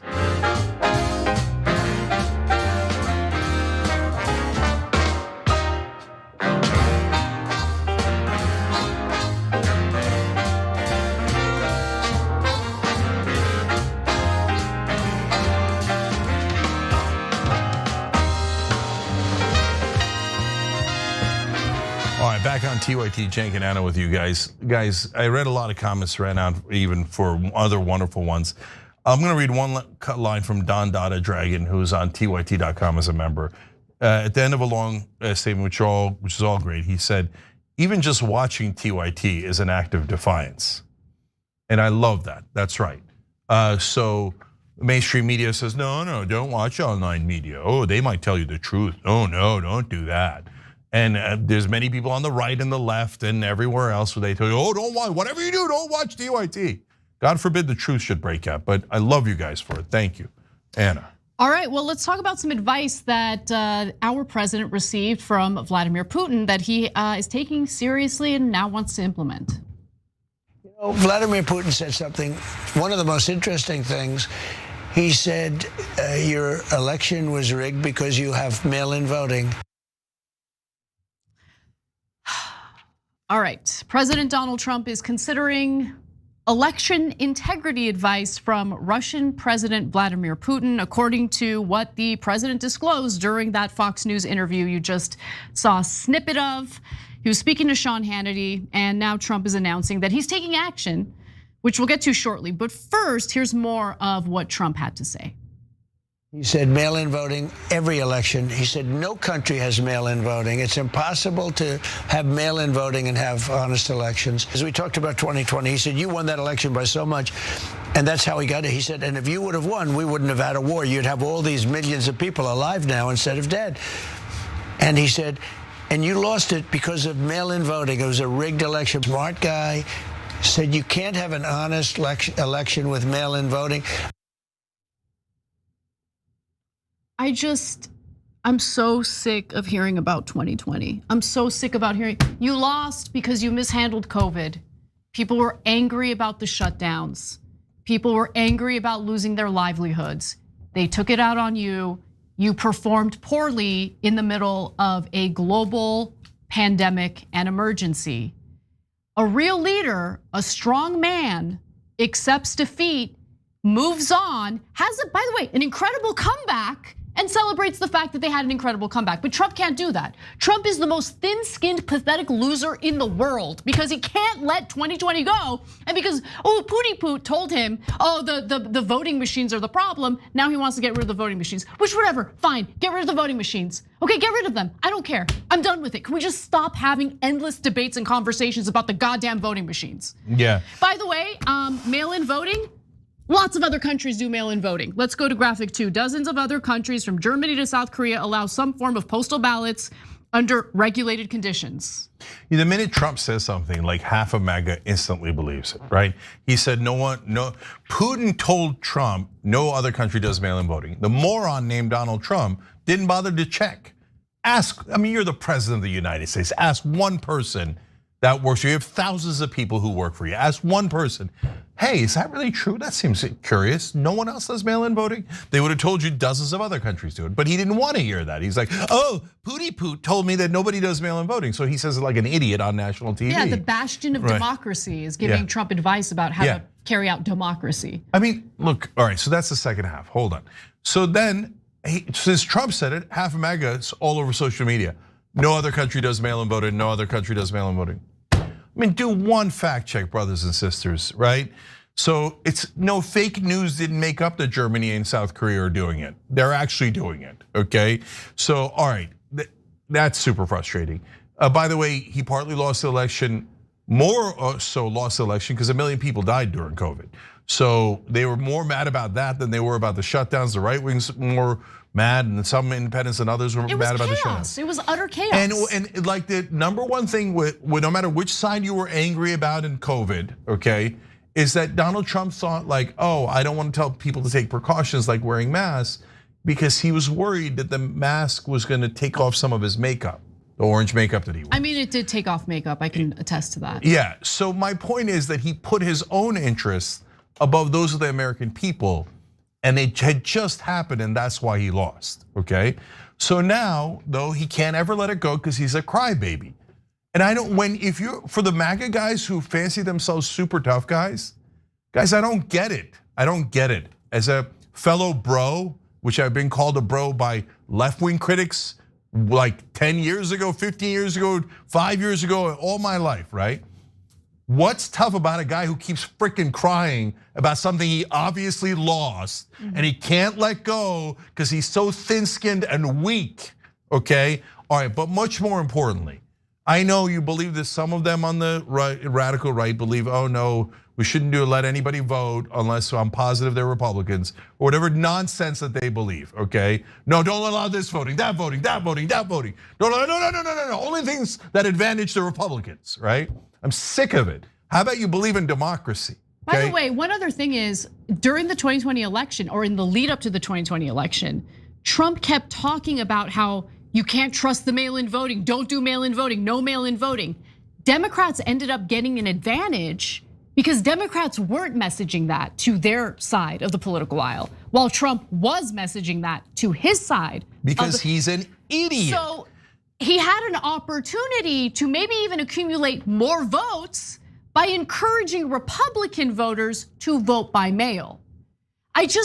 And the Republicans, by the way, had an advantage in mail-in voting. They did, actually. Until the idiot came along and don't do mail-in voting. Yeah. So then they didn't do mail-in voting, and then they lost.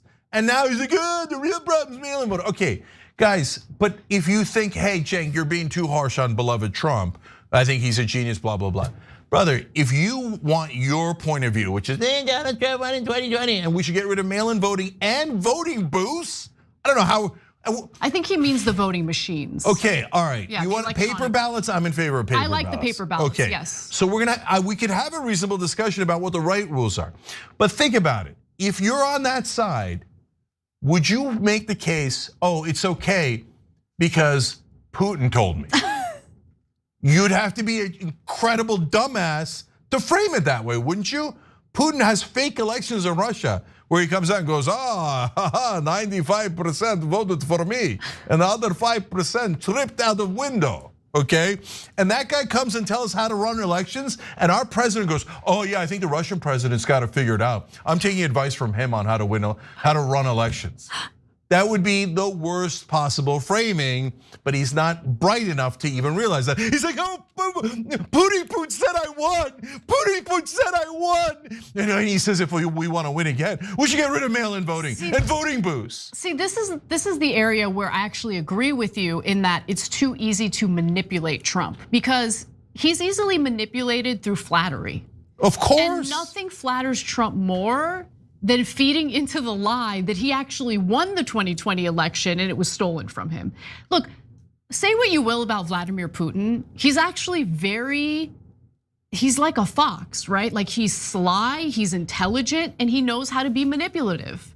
And he runs circles around Donald Trump, and it's super embarrassing. It's embarrassing. Yeah, when Trump bends his neck to Putin and Netanyahu, I get embarrassed as an American. Yeah. And brother, we should have a president smart enough to run circles around Putin. Yes. Doesn't mean we have to do weirdo conflict or war. It doesn't mean we have to get NATO all the way up to Russia's borders. It doesn't mean that we shouldn't be trying super hard for a ceasefire, okay? We should do all of those things. But Putin manipulates him by doing two things. One is flattery in the ways that appeal to him most, but the other is he just alphas him, and it's obvious. Trump, when he thinks the other guy is superior to him, always bows his head, okay? And Putin carries himself with such confidence. He does, yeah. That Trump's like, his inner beta kicks in. And that's why we did that poll on TYT.com one more time. Why do you think Trump acts like a beta in front of Putin? A, money, B, compromat, C, instinctual reaction of a beta, that's what I'm voting. And D, he doesn't. Okay, so if you're a right wing, you say, no, Trump is showing Putin. Really? But okay, vote that way. We do have some updates though in regard to the Dominion lawsuits against right-wing news organizations, if you want to call them news organizations, like Newsmax, for instance. So apparently Newsmax will be paying a $67 million settlement to Dominion voting systems over their claims of fraud in the 2020 election. Usually when you pay a settlement that large, again, Jesus, $67 million. They're not admitting guilt, but you don't settle for that amount unless they've got the goods, Look, brother, okay, if you pay some small nominal amount, like, you paid $25,000 to Dominion, that means you didn't do it. You're just making the case go away, okay? Yeah. You pay $67 million, that's a giant neon sign saying, we did it, we did it, we did it. By the way, what did they do? They lied to the people who believed in them most, their viewers. Yeah. They lied to them on purpose and told them that Trump won the election when he hadn't won the election.